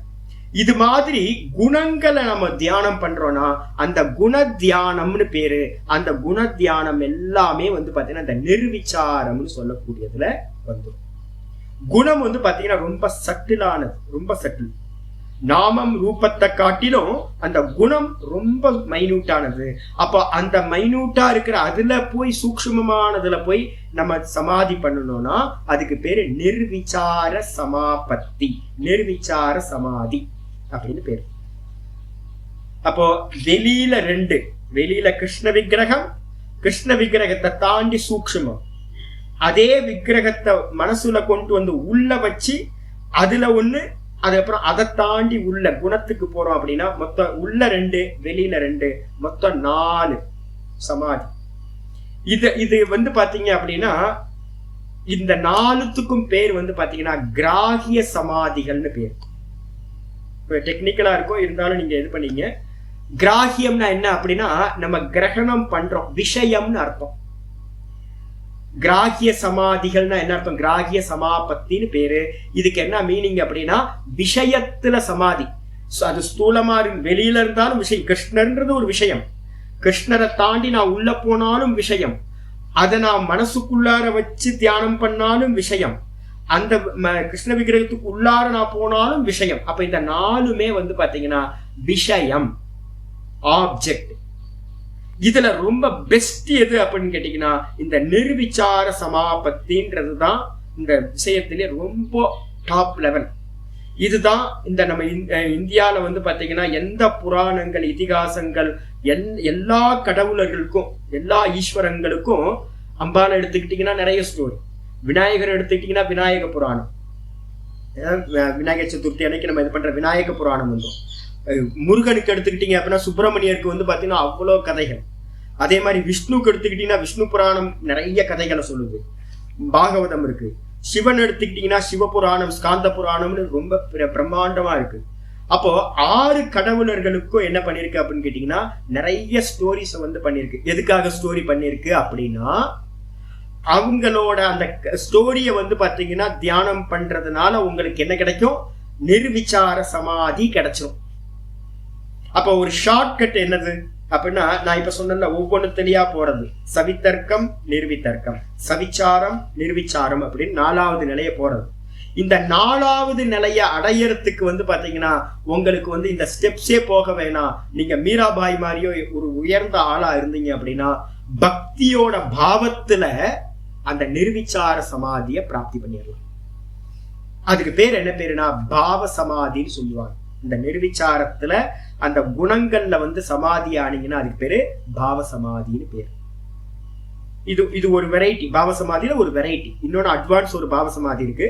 இப்போதைக்கு வச்சுங்க, குணங்கள்லயே வந்து பாத்தீங்கன்னா கேட்டு நீங்க இதுல வந்து பாத்தீங்கன்னா ஆலந்தி பக்கத்துல எல்லாம், மகாராஷ்டிரால எல்லாம் நிறைய பக்தர்கள் இருந்தாங்க, கிருஷ்ண பக்தர்கள். ஐயோ, நம்மலாம் வந்து பக்கத்துல கூட நெருங்க முடியாது. நான் சொன்னல ஒரு எனக்கு ரொம்ப பிடிச்சது வந்து பாத்தீங்க அப்படின்னா நிறைய பேர் இருக்காங்க, ஏகப்பட்ட பேர். நான் அதை தனியா ஒரு கதை சொல்றேன், சொல்ல ஆரம்பிச்சு நான் விஷயம் விட்டு போயிடுவேன், நான் அதுல போயிடுவேன், காணா போயிடுவேன். அந்த பக்தர்களோட கதைகளை கேட்கும் போது, அந்த பாவத்தை கேட்கும் போது நம்மலாம் ஒரு தூசி கூட இல்லை பக்கத்துல. என்ன பாவம், ஈஸ்வரன் மேல என்ன அன்பு, எவ்வளவு பிரியமா இருந்திருக்காங்க, அதெல்லாம் பக்கத்துல நினைச்சு பார்க்க முடியும். அப்போ நீங்க அந்த ஒரு ஆள் வந்து பாத்தீங்கன்னா, அந்த பக்தர் வந்து பாத்தீங்கன்னா சவித்தருக்கும் நிர்வித்தருக்கும் சவிச்சாரம் நிர்விச்சாரம் போயிருப்பாங்கன்னா ஒண்ணு போயிருக்க மாட்டாங்க. நேரடியா முந்தின ஜென்மங்கள்ல பண்ண அந்த பக்தி பிரேமையினால என்ன ஆயிடும், அப்படியே அதுல கலந்து போயிடுறது, இல்லாம போயிடுறது. கிருஷ்ணரை நினைச்சோடனே என்ன ஆயிடும்னு கேட்டீங்கன்னா கண்ணில் ஜல ஜல ஜலன்னு ஜலம் வந்து பாத்தீங்கன்னா கொட்ட ஆரம்பிச்சிடும், கரைஞ்சு போயிடும். மனசு வந்து பாத்தீங்கன்னா மொத்தமா இல்லாம போயிடும். உங்களோட அகங்காரம் எல்லாம் மொத்தம் காலி. நான் யாரு என்ன ஏது அதெல்லாம் ஒண்ணும் தெரியாது, மொத்தமா வந்து கரைஞ்சு போயிடும். இது வந்து நடக்கிறது என்னன்னு கேட்டீங்கன்னா நிர்விசார சமாபத்தின்னு மனசுல தெரிஞ்சு. இது ஒரு வெரைட்டி ஆயிடுச்சா.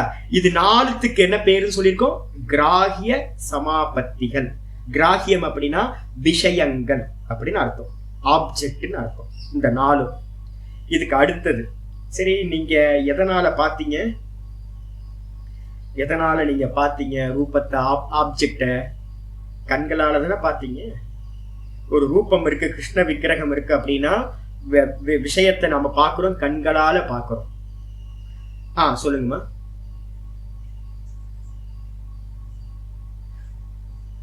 இல்ல, பாவசமாதி நிர்விச்சாரத்திலையும் ஒரு பாட்டு சம்பவிக்கும். இதுக்கப்புறம் மெயின் வந்து பாத்தீங்கன்னா இன்னும் தள்ளி இருக்கு, இன்னும் ஒரு 2 சமாதி போகும்.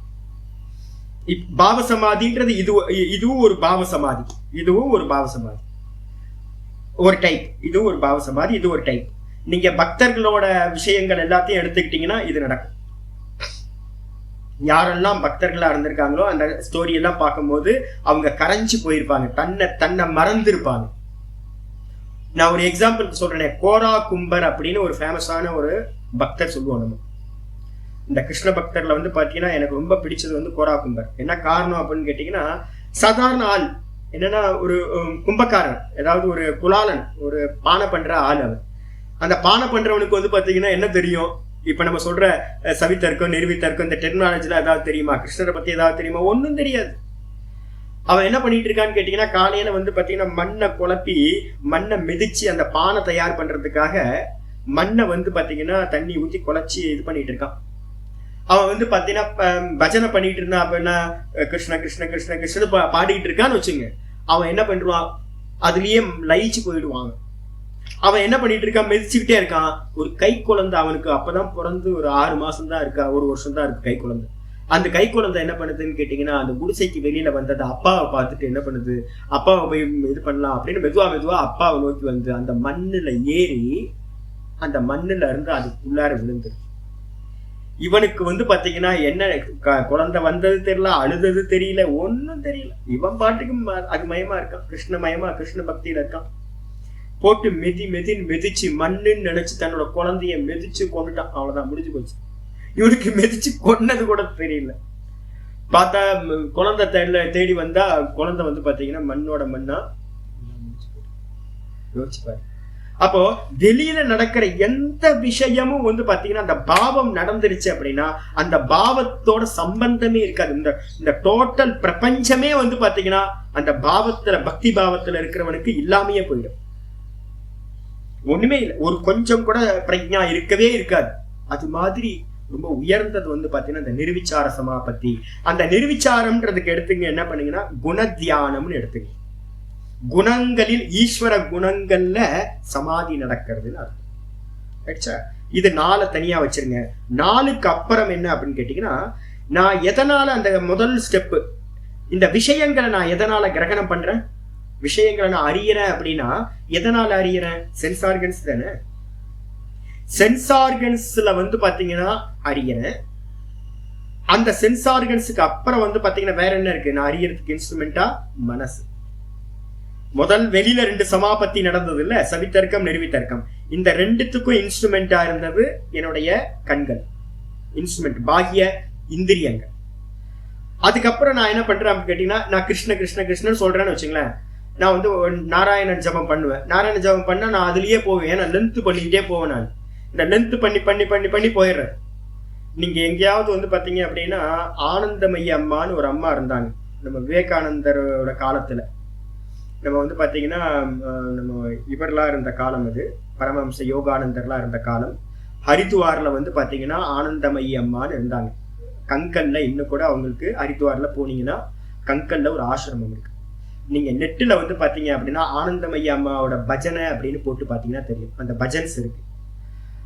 அவங்க வேற எதுவுமே சொல்ல மாட்டாங்க. ஒரே நாமாவை வந்து அகைன் அகைன் அகைன் அகைன் சொல்லி சொல்லி சொல்லி சொல்லி சொல்லி சொல்லி அதுலயே லயிச்சு போயிடும். அவ்வளவுதான். அவங்க முன்னாடி வந்து உட்கார்ந்தாங்க அப்படின்னா காலையில இருந்து சாயந்தரம் வரைக்கும் என்ன போகும்னு கேட்டீங்கன்னா ஒரே நாமா, ஹே கிருஷ்ண அப்படின்னு ஆரம்பிப்பாங்க. ஹே கிருஷ்ண ஹே கிருஷ்ண கிருஷ்ணா கிருஷ்ணா அப்படின்னா போதும்.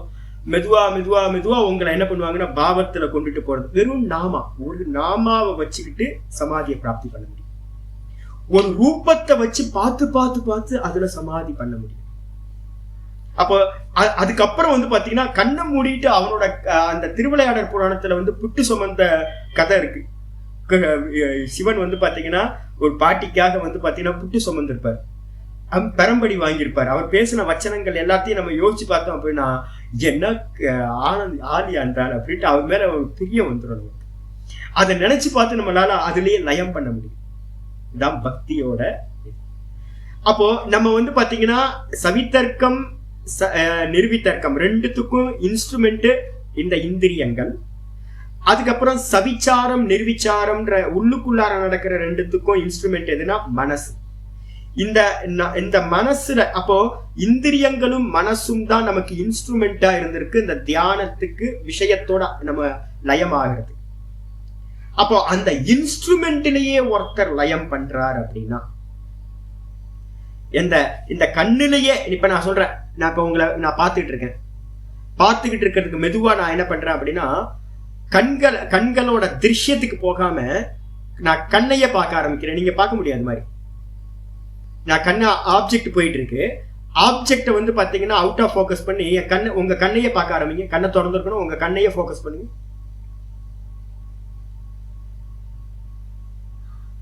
கண்ணை ஃபோக்கஸ் பண்ண முடியும். இந்த கண்ணை ஃபோக்கஸ் பண்ணும்போது என்ன ப்ராப்ளம் வரும் அப்படின்னா கொஞ்ச நேரத்துல மெதுவா மெதுவா மெதுவா இந்த கருவிழிகள் வந்து பாத்தீங்கன்னா உள்பக்கம் போயிடும். கருவிழிகள் உள்ள போயிட்டு வெள்ளை ஆயிடும். நீங்க சமாதி ஒருத்தருக்கு நடக்குது அப்படின்னா கண்ணுல சமாதி பண்றீங்கன்னா எல்லாமே அவுட் ஆஃப் ஃபோக்கஸ் ஆயிடும். நீங்க எந்த அளவுக்கு வெளியில இருக்க திருஷ்யங்களை எல்லாத்தையும் அவுட் ஆஃப் ஃபோக்கஸ் பண்றீங்களோ அப்போ என்ன ஆயிடும், இந்த கருவிழி வந்து பாத்தீங்கன்னா உள்ள போயிடும். கருவிழி வந்து மேல ஏறிடும். அப்ப சமாதியில இருக்கிறவனுக்கு அந்த இது எப்படி இருக்கணும், ஒயிட், வெறும் ஒயிட்டா மட்டும் இருக்கும். அவுட் ஆஃப் ஃபோக்கஸ் பண்ணீங்கன்னா ஒண்ணு இந்த கருவிழி உள்பக்கம் இப்படி போயிடும், இல்லைன்னா மேல போயிடும். இதுக்கு வந்து பாத்தீங்க அப்படின்னா என்ன சமாதின்னு கேட்டீங்கன்னா இந்திரியங்கள்லயும் சமாதி பண்ண முடியும். கண்ணு, காது, மூக்கு, வாய் அப்படின்னு ஈஸ்வர ரூபங்கள்ல ஏதாவது ஒரு இன்ஸ்ட்ருமெண்ட்ல பண்ண முடியும். இப்ப நீங்க பௌத்த மதத்துல போனீங்க அப்படின்னா நான் லும்பினி போயிருக்கேன். லும்பினி கார்டன் புத்தாவோட வந்து பாத்தீங்கன்னா பிறந்த இடம் நேபாளில் வந்து பாத்தீங்கன்னா ஆரம்பத்திலேயே இருக்கு. எப்போ முடிஞ்ச சமயம் இருந்தா போகணும். அங்க ஒரு நான் புத்தா மான்ஸ்ட்ரியோட ஒரு இடத்துக்கு போயிருக்கும் போது புத்த மடாலயத்துக்கு போயிருக்கேன். அதுல வந்து பாத்தீங்கன்னா ஒரு ட்ரம்ஸ் வந்து பாத்தீங்கன்னா ஒரு பெரிய ட்ரம் வச்சிருந்தாரு. நான் மத்தியானம் ஒரு 2 மணி 3 மணிக்கு போகும்போது அங்க ஒரு சுவாமி வந்து பாத்தீங்கன்னா உட்கார்ந்துருக்காரு. அவர் 2 ஸ்டிக் வச்சிருக்காரு, சும்மா ஒரு சின்ன ரொம்ப மெலிசான ஸ்டிக். அவருக்கு முன்னாடி அந்த ட்ரம் இருக்கு. மெடிடேட் பண்ணிட்டு இருக்காரு, வேற எதுவும் பண்ணல, மெடிடேட் பண்ணிட்டு இருக்காரு. நல்ல ஆசனத்துல உட்கார்ந்து இருக்காரு. மேல முன்னாடி வந்து பாத்தீங்கன்னா ஒரு ட்ரம். இந்த ஸ்டிக்கை வந்து பாத்தீங்கன்னா அவரோட நம்ம பார்த்தோம் அப்படின்னா அவர் ஆக்ஷன் பண்றதே தெரியலங்க. அந்த அளவுக்கு என்ன பண்றதுன்னா டும் டும் டும் டும் டும் டும் டும் டும் டும் டும் டும் டும் டும்னு அதை அடிச்சு அதுல என்ன ஆயிருக்குன்னு கேட்டீங்கன்னா மெதுவா என்ன ஆயிருக்கு, அதோட மைனூட்டான அந்த தொடர்ந்த ஒரு ஸ்வரம் இருக்குல்ல, தனித்தனியா இருந்த சப்தம் என்ன ஆயிடுச்சுன்னா அந்த ட்ரம்ஸோட சவுண்டு அது மெதுவா தட்டுறாரு. ரொம்ப ரெண்டு கையும் 2 இதுவும் கரெக்டா ஆக்ஷன் பண்ணுது. டும் டும் டும் ஆரம்பிக்கும் போதுதான் டும் டும் டும் டும் டும் டும்னு ஆரம்பிக்கும். அதுக்கப்புறம் வந்து ஒரு நாதம் வந்துடும். ட்ரம்ஸ்ல ஒரு நாதம் வந்துடும். அந்த நாதத்துல லயமாயி போற, அந்த நாதத்திலேயே போயிடும். இப்போ வந்து இது நான் சொன்னது வந்து பாத்தீங்கன்னா இதுக்காக நான் சொல்றேன். சப்தத்துல இது மாதிரி இருக்கு. நம்ம ஓம் நம சிவாய சொல்லலாம், இந்த நாதத்தை சொல்லலாம், இது மாதிரிலாம். அந்த நாதத்தை கேட்கிற காதுல கான்சென்ட்ரேட் பண்ண முடியும். நாதத்தை அவுட் ஆஃப் ஃபோக்கஸ் பண்ணி நாதத்து வழியா காதுல போய் நம்ம ஸ்ரோத்திர இந்திரியம் இருக்குல்ல அதுல. அதே மாதிரி பௌத்த மதத்துல என்ன பண்ணுவாங்கன்னா, இப்ப நான் இமாலயஸ்ல சில பேர்லாம் பார்த்திருக்கேன், தியானம் பண்றவங்க எல்லாம் என்ன பண்ணுவாங்கன்னு கேட்டீங்கன்னா இந்த புருவ மத்தி இருக்கு பாத்தீங்களா, இந்த புருவ மத்தியில வந்து பாத்தீங்கன்னா கிள்ளி விட்டுருவாங்க. இப்ப நீங்களே பாருங்க, இந்த புருவ மத்தியில ஒரு பிஞ்ச் பண்ணி விடுங்க, உங்களோட இது கான்சென்ட்ரேஷன் எங்க வந்துடும், அங்க வந்துடும். இது மாதிரி அந்த இடத்துல கிள்ளி இல்ல ஊசி ஒண்ணு வச்சுக்கிட்டு அங்கங்க குத்திக்கிட்டே இருக்குது. தியானம் பண்றதுக்கு முன்னாடி இந்த இடத்துல வந்து பாத்தீங்கன்னா லைட்டா ஒரு குத்தி விட்டுறது. குத்திட்டா உங்களுக்கு வந்து பாத்தீங்கன்னா எந்த இடத்துல பெயின் இருக்கோ அந்த இடத்துல கான்சென்ட்ரேஷன் வரும். தலைவலி வந்துச்சுன்னா தலையில தான் கான்சென்ட்ரேஷன் ஆகும். வயிற்று வலி வந்துச்சுன்னா வயிற்றுல கான்சென்ட்ரேஷன் ஆகும். அதே மாதிரி புருவ மத்தியில கான்சென்ட்ரேட் பண்றதுக்கு பிஞ்ச் பண்ணிட்டு அதுலயே தியானம் பண்றது. இது ஒரு வெரைட்டி. இது மாதிரி நிறைய வெரைட்டி இருக்கு. சில பேர் என்ன பண்ணுவாங்கன்னா ஸ்மெல், இதெல்லாம் சாஸ்திரங்கள்ல சொல்லப்பட்டிருக்கு. ஸ்மெல்ல வந்து பாத்தீங்கன்னா ஒரு நல்ல செண்பக பூவையோ இதையோ ஒரு சென்ட் எடுத்து முன்னாடி நான் வச்சுட்டு அந்த ஸ்மெல்லையே கவனம் கொடுக்கறது. இது எல்லாம் சூக்ஷ்மத்துக்கு கொண்டு போகும். அப்போ நம்ம ஆப்ஜெக்ட்லயும் பண்ண முடியும். ஆப்ஜெக்டை விட்டுட்டு நம்ம என்ன பண்ண முடியும்னா ஆப்ஜெக்டை கிரகணம் பண்ற அந்த சென்ஸ் ஆர்கன்ஸ்லயும் அந்த சென்ஸ் ஆர்கன்ஸையும் வாட்ச் பண்ணக்கூடிய மனசை கூட நீங்க போக்கஸ் பண்ண முடியும்.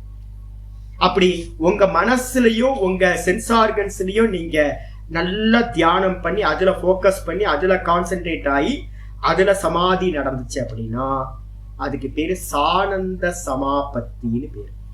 இதுக்கு என்ன பேரு? சானந்த சமாபத்தி.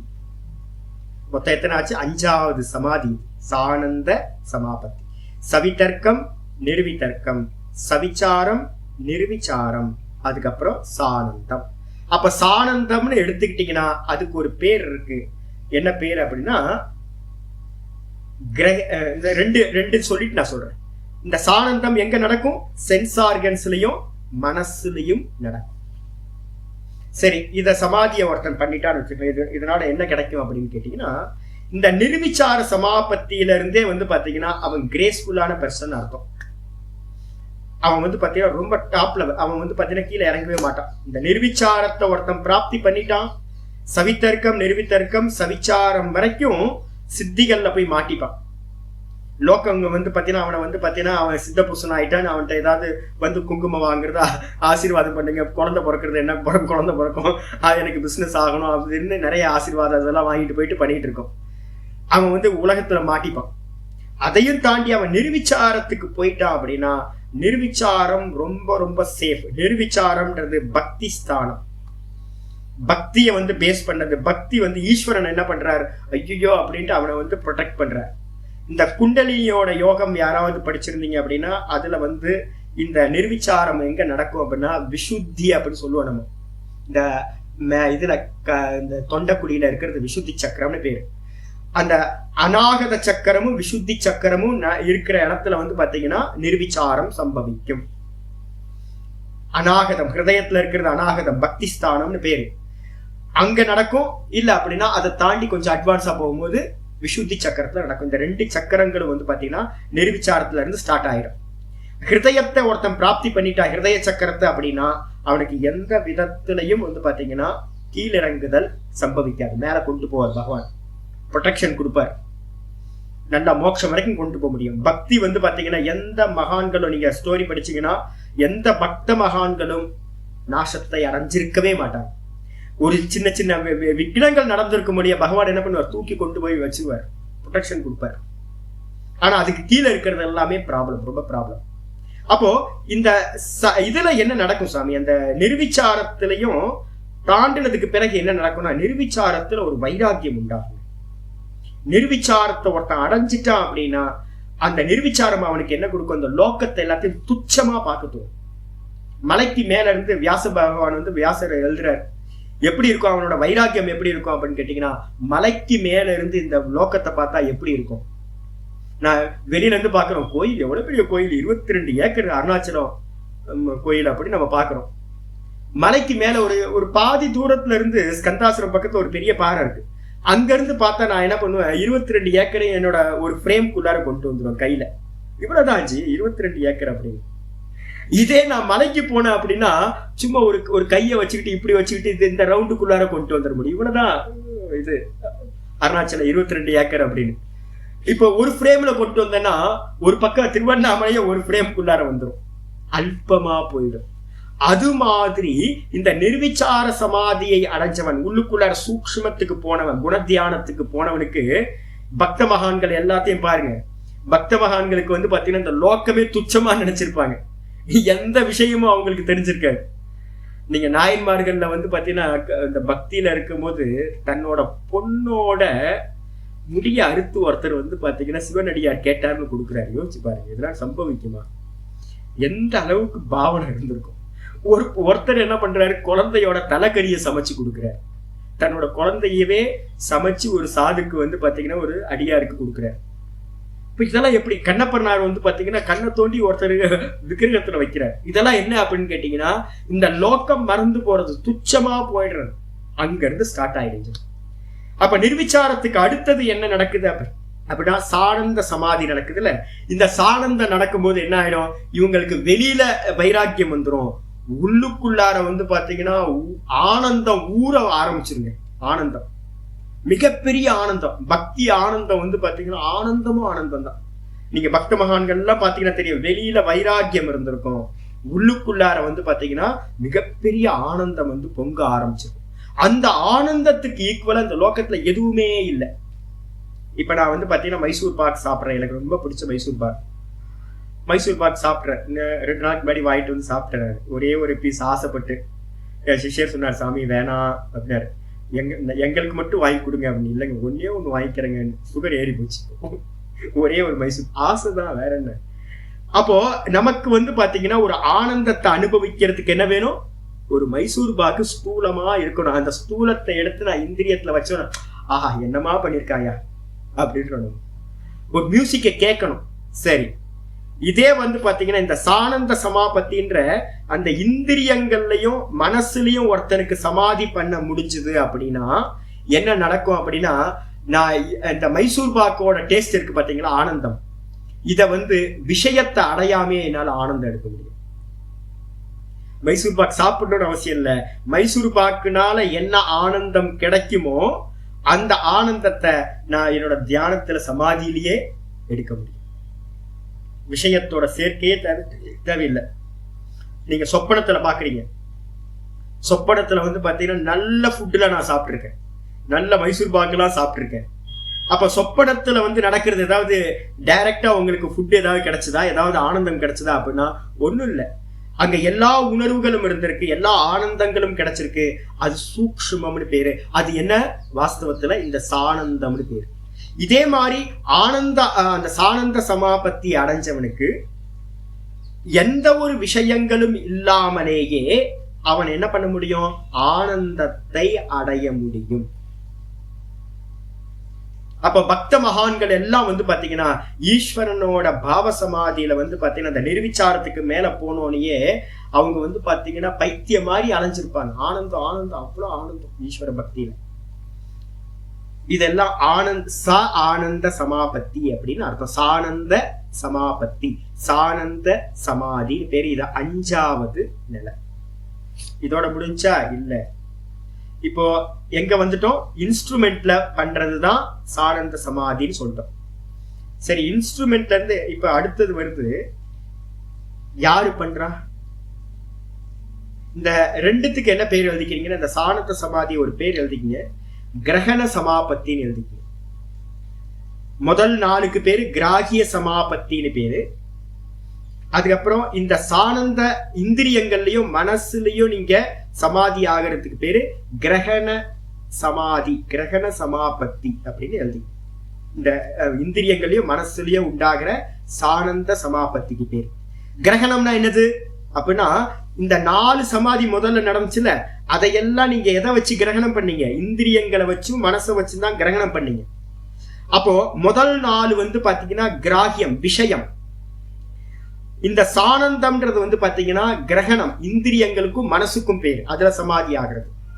இது இல்லாம வேற ஒரு ஐட்டம் இருக்கு. என்னன்னு கேட்டீங்கன்னா, இந்த இந்திரியங்கள் மூலமா விஷயங்களை தியானம் பண்ணினவன் ஒருத்தர் இருக்கான்ல, தியாதா, தியானம் செய்தவன் யாரு?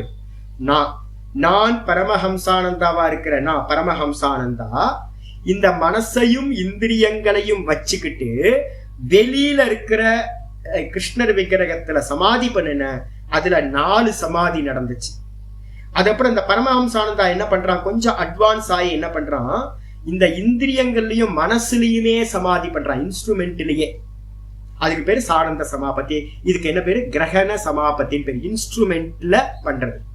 முதல் 4க்கு பேரு விஷயம், ஆப்ஜெக்ட்ல நடக்கிற சமாதி.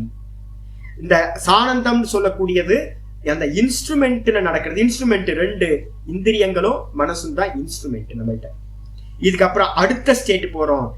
எவன் செய்தான் தியானத்தை, எவன் செய்யறான், எவன் வந்து பாத்தீங்கன்னா தியானத்தை பண்றானோ யாரு? பரமஹம்சானந்தா. யாரு? அகங்காரம். நான் செய்பவன், தியானம் செய்பவன் இருக்குமா? எப்படி நீங்க வந்து பாத்தீங்கன்னா ஒவ்வொன்றுத்த அவுட் ஆஃப் போக்கஸ் பண்ணிட்டு வரீங்களோ, விஷயங்களை அவுட் ஆஃப் போக்கஸ் பண்ணா இந்திரியத்துல போக்கஸ் பண்ண முடியும், அதுல சமாதி பண்ண முடியும். இந்திரியங்களை அவுட் ஆஃப் போக்கஸ் பண்ணீங்கன்னா மனசையே பார்த்து பார்த்து பார்த்து மனசுல சமாதி பண்ண முடியும். இப்ப நிறைய பேர் என்ன பண்றாங்கன்னா ஃபேஸ்புக்ல எல்லாம் நிறைய எழுதுறாங்க, வாட்ஸ்அப்ல எல்லாம் ஃபேஸ்புக்ல வருது. என்னன்னு கேட்டீங்கன்னா மனசையே பாருங்க அப்படின்னு. நம்ம பகவான் வந்து பாத்தீங்கன்னா ரமண பகவான் வந்து நிறைய இடத்துல சொல்லியிருக்காரு மனசை பாக்குறது அப்படின்றத. விபாசனான்ற புத்த மெடிடேஷன் மெத்தட்ல முக்கியமான மெத்தட் வந்து பாத்தீங்கன்னா மனசை பாக்குறதுன்னு ஒரு மெத்தட் இருக்கு. மனசை வந்து பாத்தீங்கன்னா எந்த சலனமும் இல்லாம, மனசுல எந்த எண்ணங்கள் வந்தாலும் ரியாக்ட் பண்ணாம, ஐயோ இது ஆச்சு அப்படி ஆச்சு இதெல்லாம் ஒன்னும் ஒரி பண்ணாம மனசை பார்த்துக்கிட்டே இருக்கிறது. மனசை பார்க்க பார்க்க பார்க்க மெதுவா மெதுவா மெதுவா மனசு வந்து பாத்தீங்கன்னா ஒரு டைம்ல இல்லாம போயிடும். மனசோட நீங்க மெர்ஜ் ஆயிட முடியும். அப்ப மனசையும் நம்ம பார்க்க முடியும், மனசுலயும் சமாதி பண்ண முடியும். அப்படி மனசுல சமாதி பண்ணா அதுக்கு பேரு சானந்த சமாதின்னு பேரு. ஆயிடுச்சா? இதெல்லாம் பிரத்யட்சமா இப்போ எல்லா இடத்துலயும் பரவலா இருக்கு. இதுக்கு அடுத்தது தியானம் செய்பவன் அப்படின்ற அகங்காரம் இருக்கே, நான் தியானம் செய்பவன். அப்போ நான் அந்த மனசையும் விட்டுட்டு நான் என்ன பண்றேன், தியானம் பண்றது யாருன்னு பாக்குறேன். தியானம் பண்றவன் யாரு? பரமஹம்சானந்தான்ற அந்த அகங்காரம். அகங்காரம் எது? ஜீவன் பேரு. அகங்காரம் எது? அகம் பரமஹம்சானந்தான்னு சொல்லக்கூடிய ஜீவத்துவம் இருக்கு. தியானம் செய்பவன், தியானவாதி, தியானம் பண்றவன். அந்த தியானம் பண்றவன் இடத்திலேயே போக்கஸ் பண்ணினீங்கன்னா அங்க ஒரு சமாதி நடக்கும். மத்ததெல்லாம் அவுட் ஆஃப் போக்கஸ் ஆயிடும். இப்ப நீங்க வெளியில இருந்து இந்திரியங்களுக்கு வந்தீங்கன்னாவே வெளியில இருக்க விஷயங்கள் அவுட் ஆஃப் போக்கஸ் ஆயிடும், உங்களுக்கு தெரியவே தெரியாது. இந்திரியங்கள்ல இருந்து மனசுக்கு வந்தீங்கன்னா மனசுல வந்ததுக்கு பிறகு இந்திரியம் இருக்கிறதுன்றது தெரியவே தெரியாது. சொப்பனத்துல இந்திரியங்கள் இல்ல. அதுக்கப்புறம் நீங்க இந்த அகங்காரத்துக்கு வந்த மாத்திரத்துல பார்ப்பவன், அந்த பார்ப்பவன் இடத்துல மட்டும் பாக்குறது ஜீவன் பேர். இதுக்கு பேர் ஜீவ அகங்காரம். இந்த ஜீவ அகங்காரத்திலேயே ஒருத்தன் போக்கஸ் பண்ணி பண்ணும்போது அவனுக்கு இந்திரியம் இல்ல, மனசு இல்ல, புத்தி இல்ல, எதுவுமே இல்லாம போயிடும். வெறும் அகங்காரம் மட்டும் இருக்கும். அதுலயே பார்த்துட்டு இருக்கிறது, அதுலயே லயமாகிறது. அப்படி லயமானா அதுக்கு பேர் என்ன சமாதினா சாஸ்மிதா சமாபத்தின்னு பேர். சாஸ்மிதா.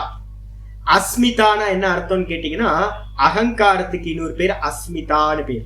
நான் நான் நான் நம்ம சொல்லிட்டு இருக்கோம்ல, எது நம்ம மெய் பெரிய நான சொல்லல, சுத்த நான சொல்லல. இப்ப நம்ம எல்லாம் விவகாரம் பண்ணிட்டு இருக்கோமே, யாரு படிச்சு கொடுக்குறா? பரமஹம்சானந்தா. நான் தான் படிச்சு கொடுத்துட்டு இருக்கேன். யாரு கேட்கிறா? நான் தான் சிரவணம் பண்ணிட்டு இருக்கேன் அப்படின்னு நம்ம எல்லாம் அகங்காரத்தோட சொல்லிட்டு இருக்கோம்ல. நான் பண்றவன், நான் கேட்கிறவன் அப்படின்னு நம்மள்ட்ட எல்லாம் அபிமானம் இருக்குல்ல. அந்த அபிமானத்துக்கு பேர் அகங்காரம்னு பேர். அந்த அகங்காரத்துக்கு இன்னொரு பேரு சம்ஸ்கிருதத்துல அந்த யோக சாஸ்திரத்துல அஸ்மிதான்னு பேரு. செய்பவன்ற தன்மை, டூயர்ஷிப் இருக்குல்ல, அந்த டூயர்ஷிப் இருக்கிற அந்த ஜீவ அகங்காரம், அதுல சமாதி நடக்கிறதுக்கு பேரு சாஸ்மிதா சமாபத்தின்னு பேரு. சாஸ்மிதா சமாதின்னு பேரு. இருக்கிறதுல ரொம்ப உயர்ந்தது. இத யாரு அடையிறாங்களோ அவங்கதான், நீங்க தமிழ் படத்துல எல்லாம் பாத்தீங்க அப்படின்னா ரொம்ப அருமையா இருக்கும். இந்த சமாதியை அடைஞ்சவங்க தான் வந்து பிரம்மலோகத்துக்கு போறாங்க. இவங்க என்ன ஆகுறாங்கன்னு கேட்டீங்கன்னா சாயுஜ்ய பதவி அப்படின்னு ஒரு பதவி இருக்கு. என்ன பதவி? சாயுஜ்ய பதவி. பிரம்மலோகத்துல நீங்க எந்த தேவதைய கொண்டுட்டு தியானம் பண்ணி அந்த நிலையை அடைகிறீங்களோ அந்த சாஸ்மிதா சமாபத்திய அடைஞ்சவன் எவனோ அவனுக்கு பிரம்மலோகத்துல என்ன ஆகும்? சாயுஜ்ய பதவின்னு பேரு. அவன் இந்த லோகத்துக்கு திரும்ப வர்றது இல்லை. அந்த நிர்விச்சாரத்தையும் சானந்தத்தையும் பண்ணினவன் எங்க போறான் அப்படின்னா பிரம்மலோகத்துல. அவர்கள் வந்து பாத்தீங்கன்னா சாலோக்கியம், சாரூபியம், சாமீபியம், சாரூபியம் 3 போஸ்டிங் வந்து அவங்களுக்கு கிடைக்குது. இந்த நிர்விச்சாரத்திலிருந்து ஆரம்பிச்சு சவிச்சாரம் கூட சொல்லுவாங்க. சவிச்சாரம் வந்து பாத்தீங்க அப்படின்னா சாலோக்கியம். அதுக்கப்புறம் வந்து பாத்தீங்கன்னா நிர்விச்சாரம்ன்றது வந்து பாத்தீங்கன்னா சாமீபியம். அதுக்கப்புறம் அந்த சானந்தம்ன்றது வந்து பாத்தீங்க அப்படின்னா பக்கத்துல போறது சாரூபியம், சானந்தம். அதுக்கப்புறம் இந்த சாஸ்மிதான்ற சமாபத்தி வந்து பாத்தீங்கன்னா சாயுஜ்ய பதவின்னு பேரு. இத வந்து இந்த டெக்னாலஜி யோகத்துல இருக்கிறது. இத வந்து நம்ம மத்த இதுக்கு சொல்றோம். ஆயிடுச்சா? மொத்தம் எத்தனை ஆச்சு? சவித்தர்க்கம், நிர்வித்தர்க்கம், சவிச்சாரம், நிர்விச்சாரம், அதுக்கப்புறம் சானந்தம், அதுக்கப்புறம் சாஸ்மிதா. மொத்தம் 6 சமாதி. இந்த 6 சமாதிக்கும் ஒரு காமன் பேர் இருக்கு, சவிகல்ப சமாதிகள் அப்படின்னு பேர். அப்போ நீங்க நல்லா மனசுல நினைச்சுக்கணும், சவிகல்ப சமாதி ஒண்ணுதான் நமக்கு தெரியும். எங்கேயாவது புக்ல பார்த்தோம் அப்படின்னா, எந்த புக்லயும் இப்ப நான் சொன்ன டீட்டெயில் வந்து இருக்கவே இருக்காது. எல்லா புக்லயும் நிர்விகல்ப சமாதி, சவிகல்ப சமாதி, அதோட முடிஞ்சிடும். இந்த 6க்கும் ஒரு பேக்கேஜ்ல போட்டு சவிகல்பன்னு பேர் எழுதிருங்க. ஆயிடுச்சா? அப்போ இந்த முதல் ஸ்டேட்ல இருந்து அட்வான்ஸ் ஆகிட்டே போறது, அடுத்த நிலையை பிராப்தி பண்றது. அப்ப எங்க முடிஞ்சது நம்ம பார்த்தோம்? நான்ற அகங்காரத்துல முடிஞ்சது. இந்த அகங்காரம் எது வரைக்கும் இருக்கு? தூங்குற வரைக்கும் தான் சாமி அகங்காரம். தூங்குனீங்கன்னா நீங்க, அதான் சொன்னல, பிராமணோ ந பிராமணக, சாண்டாலோ ந சாண்டாலக, மசக்கோ நாஸ்தி, சிங்கோ நாஸ்தி, ந மாதா ந பிதா. தூக்கத்துக்குள்ளார போனோம்னா அப்பா இல்ல, அம்மா இல்ல, சிங்கம் இல்ல, கொசு இல்ல, ராஜா இல்ல, சண்டாளன் இல்ல, யாரும் இல்ல. நம்ம அகங்காரம் எல்லாம் தூக்கத்துக்குள்ளார போனோன்னு தும் எல்லாம் இல்லாம போச்சு. அப்போ தூக்கத்துக்கு வேக்கப் ஆனதுக்கு பிறகுதான் இந்த அகங்காரம் ஸ்டார்ட் ஆகுது. அப்போ அகங்காரத்துலதான் வந்து பாத்தீங்கன்னா, இந்த அகங்காரம் வேக்கப் ஆனதுலதான் இந்த மொத்தம் 6 சமாதிகள் நடக்குது. இந்த அகங்காரத்துல நடக்கிறது தான் சாஸ்மிதான்ற 6வது சமாதி. சரி, இதுக்கப்புறம் ஒருத்தர் இன்னும் அட்வான்ஸா போகணும். இதெல்லாம் சவிகல்பம். இப்ப நிர்விகல்பத்துக்கு எனக்கு போகணும் அப்படின்னா என்ன ஆகும் அப்படின்னா, இந்த நிர்விகல்ப சமாதிக்கு போறதுக்கும் இந்த சவிகல்பத்துக்கும் நடுவுல ஒண்ணு இருக்கு. நான் தூக்கத்துல நல்லா சொல்லியிருக்கேன். யாரு தூக்கத்துல இருக்கா? நான் நன்றாக சுகமா தூங்குனேன், ஒன்றையும் அறியவில்லை இருக்கா? அப்ப தூக்கத்துக்கு முன்னாடி வரைக்கும் அகங்காரம் இருந்துச்சு. அந்த தூக்கத்துக்குள்ளார போன உடனேயே ஒன்றையும் அறியவில்லைன்னு ஒரு பார்ட் இருக்குல்ல, அதுக்கு பேர் என்ன பேருன்னா பிரகிருதின்னு பேரு, அவித்யான்னு பேரு, மாயான்னு பேரு. அதுக்கு பேர் என்ன பேரு? பெருசா சொன்னீங்கன்னா மாயா, சின்னதா இண்டிவிஜுவலா சொன்னீங்கன்னா அவித்யா. அதுக்கு பேர் என்ன பேருன்னா, அதுதான் இந்த மொத்த ஜகத்துக்கும் காரணமா இருக்கிறது, மூல பிரகிருதின்னு பேரு. அப்போ ஒரு சாதகன் என்ன பண்றான்னு கேட்டீங்கன்னா, இந்த சவிகல்ப சமாதியோட எண்டுல இருந்து அந்த சொரூபத்தை அடையணும், நான்ற தத்துவத்தை அடையணும் அப்படின்னு போகும்போது, இந்த நானுக்கு அந்த அகங்காரத்தை அப்புறம் தாண்டும் போது என்ன ஆயிரும் கேட்டீங்கன்னா, பக்கத்துல ஒரு பெரிய பிளாக் ஹோல் இருக்கு, அது அவித்யான்னு பேரு, ஒன்றையும் அறியவில்லைன்ற இந்த பிளாக் ஹோல். இவன் என்ன பண்ணுவான்? கிணத்தை தாண்டி ஜம்ப் பண்ணணும். ஒரு கிணற ஒரு 10 அடி ஜம்ப் பண்ணணும். ஆனா ஜம்ப் பண்றதுக்கு முன்னாடி என்ன பண்ணுவான்னு கேட்டீங்கன்னா, அதுக்குள்ளார விழுந்துருவான். மொத்தமா என்ன இருக்கு அப்படின்னா, ஒரே ஆனந்தம் தூக்கத்துக்குள்ளார. இந்த அகங்காரம் என்ன ஆகும்னு கேட்டீங்கன்னா, இதாகும் போது லயம் ஆயிடும். பெரிய ப்ராப்ளம். அந்த இடத்துல லயத்துக்கு போயிடும் மனசு. லயத்துக்கு போச்சுன்னா அதுக்கு பேர் என்ன பேருனா பிரகிருதி லயம் அப்படின்னு சொல்லக்கூடிய சமாதி. இதுவும் ஒரு சமாதி. இந்த சமாதிக்கு என்ன பேருனா ஜட சமாதின்னு பேரு. அப்ப சவிகல்ப சமாதி முடிஞ்சதுக்கு பிறகு இருக்கிற அந்த பிளாக் ஹோல்ல போய் நம்ம மாட்டிப்போம். அதை மாற்றுறதுக்கு பேரு பிரகிருதி லயம். 1,00,000 மன்வந்தரங்கள் காண போயிடுவீங்க. இது வந்து அவ்யக்தம்னு சொல்லக்கூடிய தத்துவம். அவ்யக்தத்துல மாட்டணும் அப்படின்னா இத்தனை பேர். நான் நாளைக்கு வந்து அந்த ஸ்லோகத்தை மொத்தத்தையும் சொல்றேன். இப்ப நான் சொன்னது எல்லாத்துக்கும் ஒரு ஸ்லோகம் இருக்கு. என்னென்ன லிமிடேஷன், எவ்வளவு காலம் ஒவ்வொன்றுத்தையும் பிராப்தி பண்ணா நமக்கு எவ்வளவு காலம் நம்ம அந்தந்த இதுல இருக்க முடியும் இருக்கு. அப்ப இதுல மட்டும் இந்த அவ்யாக்கிருதம் சொல்லக்கூடிய நான் ஒன்றையும் அறியவில்லை இருக்குல்ல, அந்த ஒன்றையும் அறியவில்லைன்னு சொல்லக்கூடிய இக்னோரன்ஸ்ல அவித்யால போய் லயமாயிடும். அதுக்கு பேர் என்ன பேரு? பிரகிருதி லயம். இந்த ஜட சமாதி மட்டும்தான் சாஸ்திரத்துல நிந்தனை செய்யப்பட்டிருக்கு. அதுக்கு முன்னாடி இருக்கிற சவிகல்ப சமாதிகள் எல்லாமே 6 சமாதிகளும் சாஸ்திரக்காரர்கள் எல்லாமே பெரியவங்க எல்லாமே பதஞ்சலி மகரிஷில இருந்து எல்லா பெரியவங்களும் புராணங்கள் இதிகாசங்கள்ல சிரேஷ்டமா சொல்லியிருக்காங்க. ஏன் அப்படின்னு கேட்டீங்கன்னா, அந்த சமாதிகள் எல்லாமே நமக்கு பிரம்மலோகம் வரைக்கும் பிராப்தி பண்ண வைக்கும். அப்போ எவன் வந்து பாத்தீங்கன்னா சூன்யத்தை தியானம் செய்கிறானோ, எவன் இது எல்லாம் சூன்யம் இப்ப பௌத்த மதத்துல வந்து பாத்தீங்கன்னா சூன்யத்தை தியானம் பண்றாங்க. கடவுள் வந்து பாத்தீங்கன்னா நாமம் இல்லாதவர், ரூபம் இல்லாதவர், கடவுளுக்கு குணம் இல்லை, எதுவுமே இல்லை பௌத்த மதத்துல. அப்போ ஆத்மா சூன்யம், ஈஸ்வரன் சூன்யம்னு தியானம் பண்றவன் அந்த பிரகிருதி லயம்னு சொல்லக்கூடிய சூன்யத்தை பிராப்தி பண்ணிடுவான். அப்ப பௌத்தர்கள் அடையக்கூடிய சூன்ய தியானம், சூன்யத்தை பிராப்தி பண்றதுன்றது என்னன்னா, நம்ம அதை கிளியர் பண்ணி நம்ம வேத சாஸ்திரம் சொல்லுது, இதுக்கு பேரு பிரகிருதி லயம், பிரகிருதிய பிராப்தி பண்றது. பிரகிருதிய பிராப்தி பண்ணா மோட்சமானா மோட்சம் இல்ல, 1,00,000 மண்வந்தரம் கழிச்சு திரும்ப ரிட்டர்ன் வரணும். சரி, ஒருவேளை அதையும் தாண்டி போகணும் அப்படின்னா என்ன அப்படின்னு கேட்டீங்கன்னா, கீதால சொல்ற என்ன சொல்றான்னு கேட்டீங்கன்னா, மம மாயா துரத்யா அப்படின்ற அந்த அந்த மாயா தத்துவத்தை கடந்து போறது உங்களாலேயோ என்னாலேயோ முடியாது, முடியவே முடியாது. இந்த எந்த கொம்பனா இருந்தாலும் அந்த மாயா தத்துவத்தை போக முடியாது. ஈஸ்வர வைஷ்ணவி மாயா, ஈஸ்வரனோட மாயா சக்தி.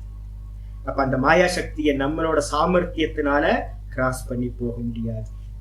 அப்ப என்ன பண்றது சுவாமி அப்படின்னு கேட்டீங்கன்னா, கீதால ஆச்சாரிய சொல்றார், மாம் ஏவ ஏ பிரபத்யந்தே மாயா மேதாம் தரந்திதே அப்படின்ற, என்னையே எவர்கள் சரணாகதி செய்கின்றார்களோ அவர்களை நான் அந்த மாயையை கடத்து விக்கின்றேன் அப்படின்ற. நம்ம கிராஸ் பண்ணல, அவர் என்ன பண்றாரு, எடுத்து இந்த பக்கம் இருக்கிற அந்த பிளாக் ஹோலுக்கு இந்த பக்கம் இருக்கிற நம்மளை தூக்கி இந்த பக்கம் கொண்டு வந்து வைக்கிறார். அப்போ ஈஸ்வர அனுகிரகத்தினால மட்டும்தான், ஏன்னா அந்த அவ்வியக்தம் சொல்லக்கூடியது ஈஸ்வர தத்துவம், மாயாவோடு சேர்ந்து இருக்கிற ஈஸ்வரன். அந்த ஈஸ்வர தத்துவத்தை தாண்டணும் அப்படின்னா ஈஸ்வரனோட அனுகிரகம் இல்லாம அனன்ய பக்தின்னு ஒண்ணு சொல்லுவாங்க. அகேத்துக்க பக்தி, அனன்ய பக்தி. சதா பாத்தீங்கன்னா அவனை தான் பிராப்தி பண்ணணும்னு சதா அதையே அவனையே தியானம் பண்றதுனால மட்டும்தான் நீங்க அந்த பிளாக் ஹோலை தாண்டி போக முடியும். அவன் தான் பாத்தீங்கன்னா உங்களுக்கு அனுகிரகம் பண்ண முடியும். எப்படின்றத நான் நாளைக்கு கிளாஸ்ல சொல்றேன் உங்களுக்கு. அதுக்கு என்ன உபாசனை பண்ணணும் அதெல்லாம் நான் சொல்றேன். அப்போ இதை தாண்டி போகணும்ன்றதுக்கு ஈஸ்வர அனுகிரகத்தை தவிர்த்து வேற எந்த உபாயமும் இல்லை. இந்த பிளாக் ஹோலை தாண்டினீங்க அப்படின்னா வெறும் யார் இருப்பா, நான் மட்டும் மிச்சம் இருப்பேன். அகமகமகம்ன்ற ஸ்புரணம் மட்டும் இருக்கும். அப்ப அந்த அகத்தை நீங்க அங்க போய் லயமானீங்க அப்படின்னா, அகத்துல நான்றதுல நின்னீங்க அப்படின்னா அதுக்கு பேரு தான் நிர்விகல்ப சமாதின்னு பேரு. அப்போ நான் அப்படின்ற தத்துவத்துல மட்டும் நிக்கிறதுக்கு பேரு நிர்விகல்ப சமாதி. நானுக்கு பக்கத்துல இருக்கக்கூடிய காரணமா இருக்கக்கூடிய அவித்யா, காரண சரீரம் சொல்லக்கூடிய தூக்கத்துல இருக்கிற அந்த அவித்யால நின்னோம் அப்படின்னா அதுக்கு பேரு ஜட சமாதி, பிரகிருதி லயம்னு பேரு. அப்போ நான்ல எஸ்டாப்ளிஷ் ஆன நான் எப்படிப்பட்டவன், தூக்கத்துல இருந்து எந்திரிச்சோன்னு சொல்றேன்ல, நான் சுகமா தூங்குனேன். வெறும் சுகஸ்வரூபமா நீங்க இருந்தீங்கன்னா அந்த சுகஸ்வரூபமா சச்சிதானந்த சுரூபமா இருக்கிறது தான் நிர்விகல்ப சமாதி. அப்ப நிர்விகல்ப சமாதி ஒருத்தர் அடையணுமா அடையக்கூடாதுன்னா நேத்தி பண்ணிக்கிட்டே போறார் அப்படின்னா ஒருத்தர் சர்வத்தையும் நேர்த்தி பண்ணதுக்கு பிறகு சொரூபத்துல எஸ்டாப்ளிஷ் ஆவார். அந்த சொரூபத்தை எஸ்டாப்ளிஷ் ஆகிறதுக்கு பேர் நிர்விகல்ப சமாதி. அதுதான் பாத்தீங்கன்னா ஆத்மானுபூத்தின்னு பேர். அதுக்கு கீழே நீங்க மாட்டினீங்க அப்படின்னா கொஞ்சம் கூட அவேர்னஸ் கொஞ்சம் கம்மியாச்சுனாலும் அதுல போய் மாட்டிப்பீங்க, கீழே விழுந்துருவீங்க, பிரகிருதி லயமா ஆயிடும், அந்த பிளாக் ஹோல்ல போயிடுவீங்க. அதுக்கு முன்னாடி இருக்கிறது என்னன்னு கேட்டீங்கன்னா, அகங்காரத்துல சமாதி ஆனீங்கன்னா சாஸ்மிதா, மனசுல புத்தியில அந்த கரணத்துல ஏதாவது ஒண்ணுத்துலயோ இல்ல பாத்தீங்கன்னா இந்திரியங்கள்லயோ சமாதி ஆனீங்க அப்படின்னா, லயம் ஆனீங்க அப்படின்னா அதுக்கு பேரு சானந்தம். அதுக்கப்புறம் பாத்தீங்கன்னா விஷயங்கள்ல 4 விஷயங்கள் இருக்கு, 4 விஷயங்கள்ல லயமானீங்க அப்படின்னா அதுக்கு பேரு சவிதர்க்கம், நிர்விதர்க்கம், சவிச்சாரம், நிர்விச்சாரம்னு 4 பேர். அப்ப மொத்தம் பாத்தீங்கன்னா சவிகல்ப சமாதிகள் 6. நடுவுல பிளாக் ஹோல்ல நடக்கக்கூடிய ஜட சமாதி, சூன்ய சமாதி பாத்தீங்கன்னா 1. அதுக்கப்புறம் அதுக்கு அடுத்தது இருக்கிறது தான் நிர்விகல்ப சமாதின்னு சொல்லக்கூடிய சுரூபம். ஆயிடுச்சா? இதுதான் சமாதிகளை பத்தின விஷயம். இத மீதி நம்ம நாளைக்கு இதை கண்டினியூ பண்ணுவோம். ஓம் போர் எதுச்சு எது அதான் ஒண்ணு சொன்னல, ஒண்ணு பாத்தீங்க அப்படின்னா கிராகிய சமாபத்தின்னு பேரு. முதல் 4க்கு பேரு கிராகிய சமாபத்தி, விஷயம், ஆப்ஜெக்ட். அப்புறம் இந்திரியங்கள்லயும் மனசுலயும் உண்டாகிற சானந்த சமாபத்திக்கு பேரு கிரகண சமாபத்தின்னு பேரு, கிரகண சமாபத்தி. அதுக்கப்புறம் இந்த அகங்காரத்துல நடக்கக்கூடிய அந்த சாஸ்மிதா சமாபத்திக்கு பேரு கிரகீத்ரு சமாபத்தின்னு பேரு, கிரகீத்ரு சமாபத்தி, கிரகீத்ரு சமாபத்தின்னு பேரு. 3 ஆயிடுச்சு. 3க்கு அப்புறம் பாத்தீங்கன்னா 4வது பிரகிருதி லயம்னு சொல்லக்கூடியது 4வது. இந்த 4த்தையும் தாண்டினாதான் சுரூபமானது சித்தியா. இவ்வளவு ப்ராசஸ். ஆனா இது டெக்னிக்கலா நம்ம சொல்றோம். நம்ம வந்து பாத்தீங்கன்னா நிறைய விஷயங்களை வந்து பாத்தீங்கன்னா சில பாவங்களாலேயே கிராஸ் பண்ணி டக்குன்னு போயிட முடியும். அதுக்காக தான் இதை விசாரம் பண்ண போறோம். இதுக்காக தான் உபாசனை பக்தி நமக்கு பிரதானம். என்னன்னு கேட்டீங்கன்னா, நம்ம நினைச்சுக்கிட்டு இருக்கோம் பக்தி வந்து பாத்தீங்கன்னா லோ லெவல்ல ஹெல்ப் பண்றதுன்னு. ஆக்சுவலா இங்க லோ லெவல்ல வந்து ஈஸ்வர பக்தி இல்லாமயே ஒருத்தர் வந்து அகங்காரம் வரைக்கும் போயிட முடியும். அகங்காரம் வரைக்கும் வந்து பாத்தீங்க அப்படின்னா ஈஸ்வரனோட ஹெல்ப் தேவையே இல்லாம பூர்வ ஜென்ம புண்ணியம் ஏதாவது இருந்துச்சுன்னா நீங்க அடிச்சு பிடிச்சி வந்துடலாம். ஈஸ்வரன் இல்லைன்னு சொல்றவன் கூட அந்த சாஸ்மிதா வரைக்கும் அகங்காரம் வரைக்கும் வந்து நின்ற முடியும். ஆனா இந்த அகங்காரத்தை தாண்டி போகணும், அந்த காரண தத்துவத்தை தாண்டி போகணும் அப்படின்னா ஈஸ்வரனோட அனுக்கிரகம் இல்லாம காரணத்தை தாண்டி போகவே முடியாது. ஈஸ்வர பக்தி முக்கியமான கான்செப்ட் ஈஸ்வரனோட தான். அங்க மட்டும்தான் தேவை. பிரகிருதி லயத்தை தாண்டறதுக்கு தான். சொரூப பிராப்திய பண்ணணும் அப்படின்னா ஈஸ்வரன் தான் வாசல், துவாரம். ஈஸ்வர துவாரத்துக்குள்ளார நுழைஞ்சாதான் நீங்க நிர்குணத்தை பிராப்தி பண்ண முடியும். சகுணத்தோட மொத்த சொரூபம் தான் அவ்யாக்கிருதம். அதுக்குள்ளார என்ட்ரா ஆனீங்கன்னா காண போயிடுவீங்க. அதை தாண்டி போகணும் அப்படின்னா அங்க இருக்கிற ஈஸ்வரன் உங்களுக்கு அனுகிரகம் பண்ணணும். அதனால வந்து பாத்தீங்கன்னா ஈஸ்வர சரணாகதி மட்டும்தான். கீதால சொல்ற சர்வ தர்மான் பரித்தியச்சிய மாமேகம் சரணம் பிரஜ அகம் துவா சர்வ பாப்பேபிய மோக்ஷ இஷ்யாமி மா சுச்சக அப்படின்னு பிரதிஜா பண்ற.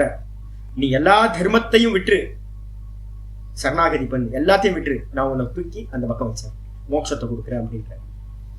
அப்ப கடைசியில வந்து பாத்தீங்கன்னா பக்தியில வந்து முடிஞ்சு. பக்தி ஸ்தானம் ரொம்ப முக்கியமானது. நிர்குணத்தை பிராப்தி பண்றதுக்கு சகுணம் தான் நுழைவாயில், துவாரம் அப்படின்னு நம்ம சொல்லுவோம். ஏஷ யோனிகி, ஏஷ யோனிகி அப்படின்ற சப்தம் மாண்டூக்கியத்தை யூஸ் பண்றோம். பரமேஸ்வர தத்துவத்துக்கு பேரு யோனின்னு பேரு. யோனினா துவாரம். நிர்குணத்தை பிராப்தி பண்ணணும்னா சகுணத்தை பிராப்தி பண்ணாம முடியாது.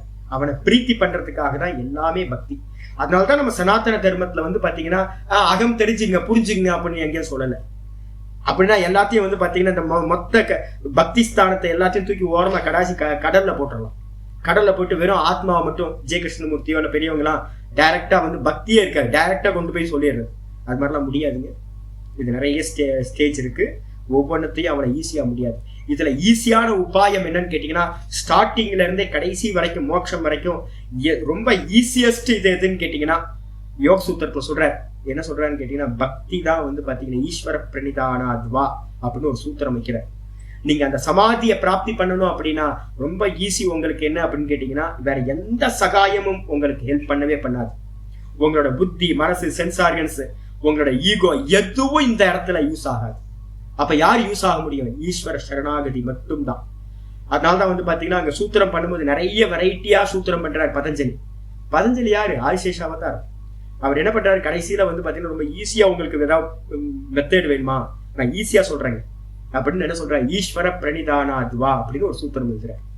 ஈஸ்வரனை பிரணிதானம்னா சரணாகதி பண்றதுதான் வந்து பாத்தீங்கன்னா ரொம்ப ஈஸி. ஒரு குலாரன், எந்த நாலேஜும் இல்லாத ஒரு கும்பகாரன் வந்து பாத்தீங்கன்னா ஈஸ்வரனை பிராப்தி பண்ண முடியும். ஒரு கூலி வேலை செஞ்சுக்கிட்டு இருக்க நந்தனார் வந்து பாத்தீங்கன்னா சிதம்பரத்துல இருக்க நடராஜனை பிராப்தி பண்ண முடியும் பக்தியினால. ஒரு கண்ணப்ப நாயனார் வந்து ஒரு காட்டுவாசி, அவன் வந்து பாத்தீங்கன்னா ஈஸ்வரனை பிராப்தி பண்ண முடியும். யாரு வேணாலும் பிராப்தி பண்ணலாம். என்ன தகுதி? சரணாகதி, பக்தி மட்டும்தான் தகுதி. இந்த சொல்லப்பட்ட எல்லா சமாதியும் பேர் தெரிய வேணாம், டெக்னிக்கலா எதுவும் தெரிய வேணாம், ஒவ்வொன்றுத்தையும் பிராப்தி பண்ணணும்னு அவசியம் இல்லை, ஒன்னும் தேவையில்லை, வெறும் பக்தி. சகுணத்தை பிராப்தி பண்ணீங்கன்னா நிர்குணத்தை வந்து பாத்தீங்கன்னா டக்குன்னு அவர் பிரகடனப்படுத்திடுவார். அதனால வந்து பாத்தீங்கன்னா பக்தி தான் சாதனம் வச்சுக்க. மீதிய நம்ம நாளைக்கு பார்க்கலாம். ஓம் பூர்ணமத பூர்ணமிதம் பூர்ணாத் பூர்ணமுதச்யதே பூர்ணஸ்ய பூர்ணமாதாய பூர்ணமேவாவசிஷ்யதே. ஓம் சாந்தி சாந்தி சாந்தி. ஹரி ஓம். ஸ்ரீ குருभ्यो நமः. ஹரி ஓம்.